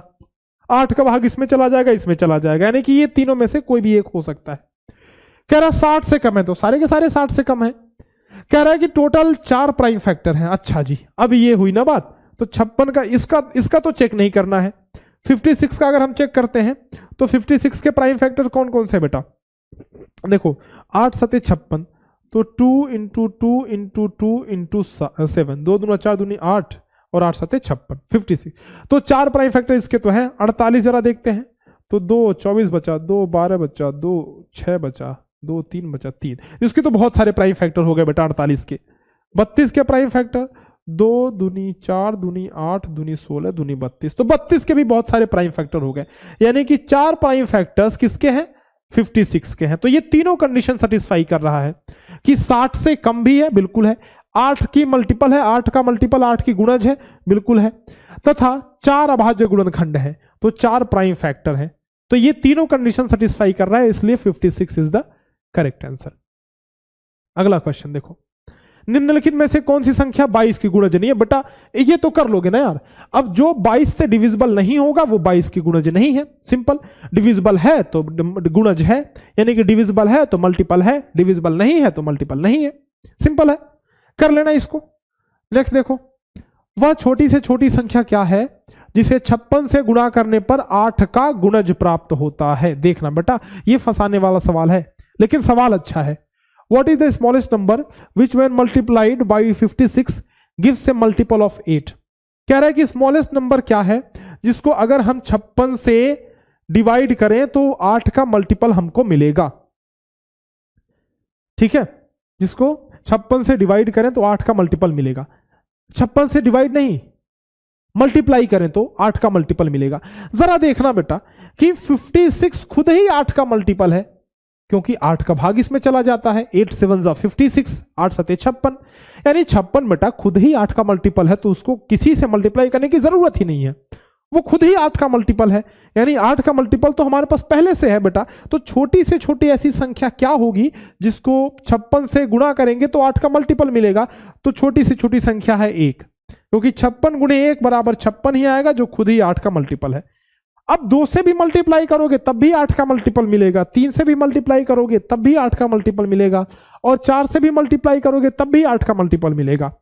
लेकिन पूछ ये रहा है इसमें कि छोटी से छोटी संख्या क्या है? The smallest number that is multiplied with 56 and which gives the multiple of 8। ठीक है, तो हमारा आंसर होगा 1 होगा। नेक्स्ट क्वेश्चन देखो, निम्नलिखित में से कौन सी संख्याओं 18, 24 तथा 56 का उभयनिष्ठ गुणनखंड है? बेटा तो कॉमन फैक्टर निकाल लोगे। कॉमन फैक्टर कैसे निकालते हैं? चेक करेंगे कि किससे मतलब 18, 24 और 54 में सभी में किसका भाग जा रहा है। तो 9 का भाग देखो बेटा, 9 का भाग 24 में नहीं जाएगा, 8 का भाग 56 में नहीं जाएगा, 6 का भाग सभी में जाएगा क्या? बिल्कुल 6 का भाग, हाँ 6 का भाग सभी में चल जाएगा, 12 का भाग 54 में नहीं जाएगा, यानी कि 12 भी खत्म, 9, 8 और 12 खत्म, यानी कि 6 हमारे पास सिर्फ बचा है। 6 का डिवीजन आपका चला जाएगा बेटा 18 में भी हो जाएगा, 6 का डिवीजन आपका 24 में भी चला जाएगा, और 6 का डिवीजन आपका 54 में भी चला जाएगा। तो 18, 24 एंड 54, 6 का भाग इन तीनों में चला जाएगा। ठीक है, यानी कि हम ये कह सकते हैं कि ये जो 6 है ना, हम ये कह सकते हैं बेटा कि ये जो 6 है वो सभी का कॉमन फैक्टर है, क्योंकि सभी में इसका भाग चला जाएगा, इसीलिए सभी का कॉमन फैक्टर है। ठीक, चलो ये question, the smallest number whose prime factors are 2, 3 and 7। ये एक्चुअल में आपसे एलसीएम की बात कर रहा है बेटा। स्मॉलेस्ट नंबर जिसके प्राइम फैक्टर्स 2, 3, 7 हो सकते हैं, तो सिंपल सी बात है, आपको इसका एलसीएम निकाल देना है। 2, 3 और 7, इसको हम जब एलसीएम पढ़ेंगे तो उसमें पढ़ेंगे, वैसे आपको पता होगा एलसीएम कैसे निकालते हैं। तो 2, 1, 3 और 7 हो गया बेटा, यहाँ पे 3 तो 1, 1, 7 हो गया, यहाँ पे 7 तो 1, 1, 1 हो गया, 2, 3, 6, 7, 42, इन तीनों का मल्टीप्लाई कर दो, 2, 3 इंटू 7 तो 42 हो गया। ठीक है, ये आंसर हो जाएगा। तो इसका एलसीएम निकाल दो, आपका आंसर हो जाएगा। और चूंकि ये तीनों ही प्राइम नंबर हैं, तो बेटा एलसीएम जब निकालते हैं और हमारे पास जो नंबर दिए गए हैं वो तीनों या चारों जितने भी नंबर हो, हमारे पास जो नंबर हैं वो अगर सारे के सारे प्राइम नंबर हैं, तो एलसीएम निकालने में सिंपल काम करना है, उनका मल्टीप्लाई कर देना है, उनका गुणा कर देना है, गुणनफल ही वो प्राइम नंबर, हमारा जो प्राइम नंबर का गुणनफल है वही हमारा एलसीएम हो जाएगा। ठीक है, तो 42 सिंपल बात है बेटा, एलसीएम निकाल देना है, 42 हमारा आंसर हो जाएगा। ये देखो, निम्न में से कौन सी संख्या 29 से विभाजित हो जाती है? बेटा 29 से ये तो भाग करके देखना पड़ेगा, हमने 29 तक रूल नहीं पढ़ना है। ऐसे क्वेश्चन में भाग देके सीधा देखते हैं, ऑप्शन से चेक करते हैं। तो 590 क्या 29 से डिविजिबल है? जरा देखते हैं।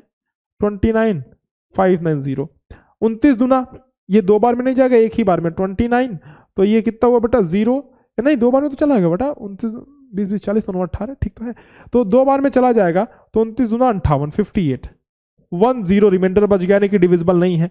29 से 522 डिविजिबल है क्या? 29 से करने 29, ये 132, तो ये 3 चौके 3 25 15, 3 चौके 12, ये भी नहीं डिविजिबल हो बेटा। 2 चौके 8, 9 चौका 36, ये भी डिविजिबल नहीं है ना, आगे करोगे तो डिवाइड नहीं होगा। 29 से 310 डिविजिबल है क्या, जरा देखते हैं। तो 29 से करने 29, नहीं ये भी डिविजिबल नहीं है।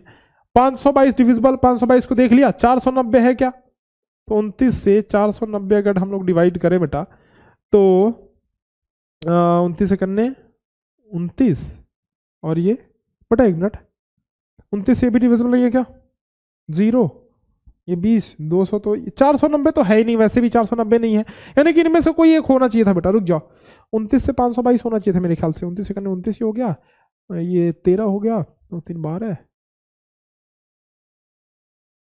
अरे अरे अरे अरे बेटा बेटा बेटा बेटा, ये 232 होगा ना, अब ठीक है यार।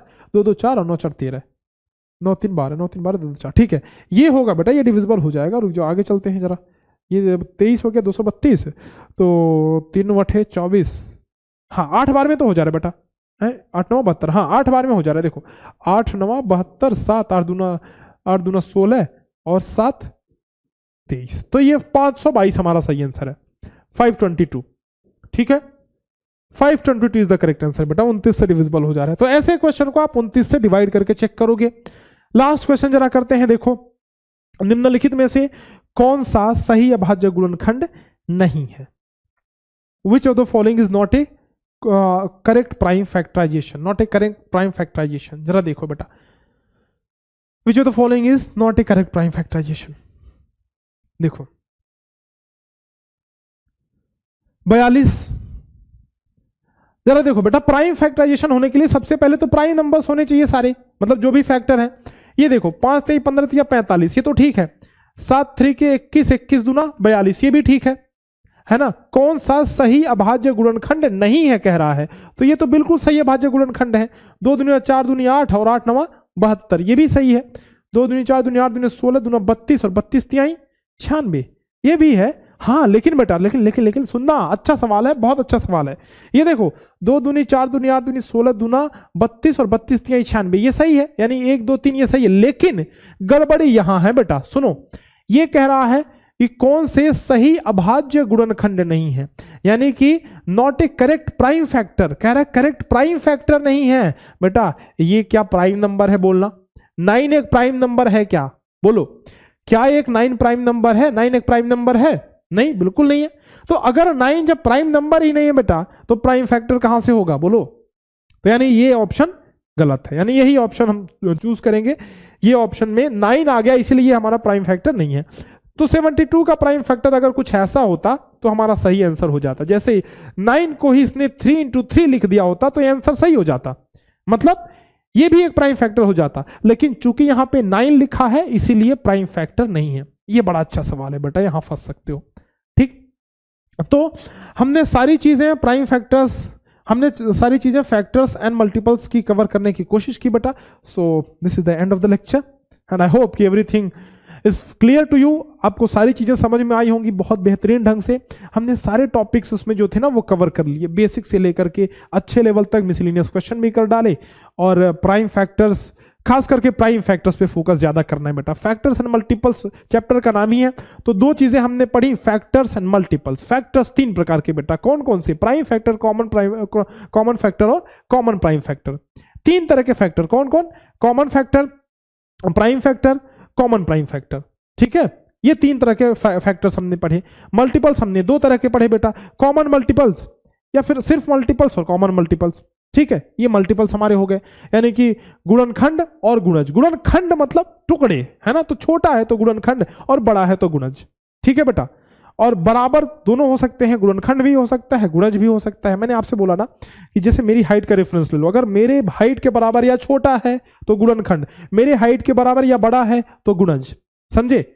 गुणज मतलब मल्टीपल, यानी कि मल्टीपल मतलब बड़ा है, और गुणनखंड मतलब फैक्टर, यानी कि फैक्टर मतलब छोटा है, ठीक है। अब एक जो नंबर होता है, जो नंबर 1 है, 1 जो नंबर है ना, वो सभी का गुणनखंड है। और जो खुद नंबर होता है, मतलब कोई भी नंबर खुद का गुणनखंड भी होता है, खुद का गुणज भी होता है, खुद का फैक्टर भी होता है, खुद का मल्टीपल भी होता है। नंबर ऑफ मल्टीपल्स, जो मल्टीपल्स होते हैं वो इनफाइनाइट होते हैं, बहुत सारे हो सकते हैं। लेकिन फैक्टर्स जो होते हैं वो फाइनाइट होते हैं, यानी कि कुछ ही फैक्टर होते हैं, ठीक है। तो फैक्टर्स फाइनाइट होंगे और मल्टीपल्स जो होंगे बेटा वो इनफाइनाइट हो सकते हैं, बहुत सारे हो सकते हैं, मल्टीपल्स बहुत सारे हो सकते हैं। जो फैक्टर होता है या तो उस नंबर के बराबर या छोटा होगा, जो मल्टीपल होता है या तो उस नंबर के बराबर या बड़ा होगा। तो वो चीजें हमने आपको यहाँ पे बताई थी बहुत अच्छे से, तो इस चीज को एक बार फिर से रिवाइज कर लेना। और जितने क्वेश्चन कराए हैं जो हमने शीट में, प्रैक्टिस शीट में जो क्वेश्चन दिया था वो कर लेना। ये देखो, ये हमने लिखवाया आपको कि किसी प्रत्येक संख्या स्वयं की गुणज होती है, कोई भी गुणज उस संख्या के बराबर या बड़ा होता है, और गुणजों की संख्या इनफाइनाइट होती है, कॉमन फैक्टर्स की भी संख्या इनफाइनाइट होती है। इसी के साथ जब मैंने फैक्टर्स आपको पढ़ाए तो फैक्टर में भी ऐसे 4 पॉइंट लिखवाए। ये देखो, 1 is a factor of every number, एक सभी नंबर का फैक्टर होता है। Every number is A factor of itself, कोई नंबर खुद का फैक्टर हो सकता है, जाहिर सी बात है ना। तो ये सब चीजें बेटा याद रखना है आपको, ये सारी चीजें, और ये बहुत ही बढ़िया से हमने कवर किया। देखो प्रैक्टिस जरूरी है, प्रैक्टिस नहीं करोगे ना तो फिर ये सब पढ़ने से फिर कोई मतलब नहीं रह जाएगा बेटा। अगर जब तुमने प्रैक्टिस किया तभी समझ लो तुम्हारी नैया पार लगेगी, बिना प्रैक्टिस के कुछ नहीं होने वाला है बेटा। तो practice makes a man perfect, तो प्रैक्टिस करना है आपको। जो शीट आपको दे रहे हैं उस शीट को बार बार लगाओ, बार बार प्रैक्टिस करो, ताकि ये आपके एकदम कंट्रोल में आ जाए चैप्टर, ठीक है। चलो बेटा आज यहीं तक रहने देते हैं, बाकी मिलते हैं आपसे कल के लेक्चर में, तब तक के लिए अलविदा, बहुत बहुत धन्यवाद, जय हिंद।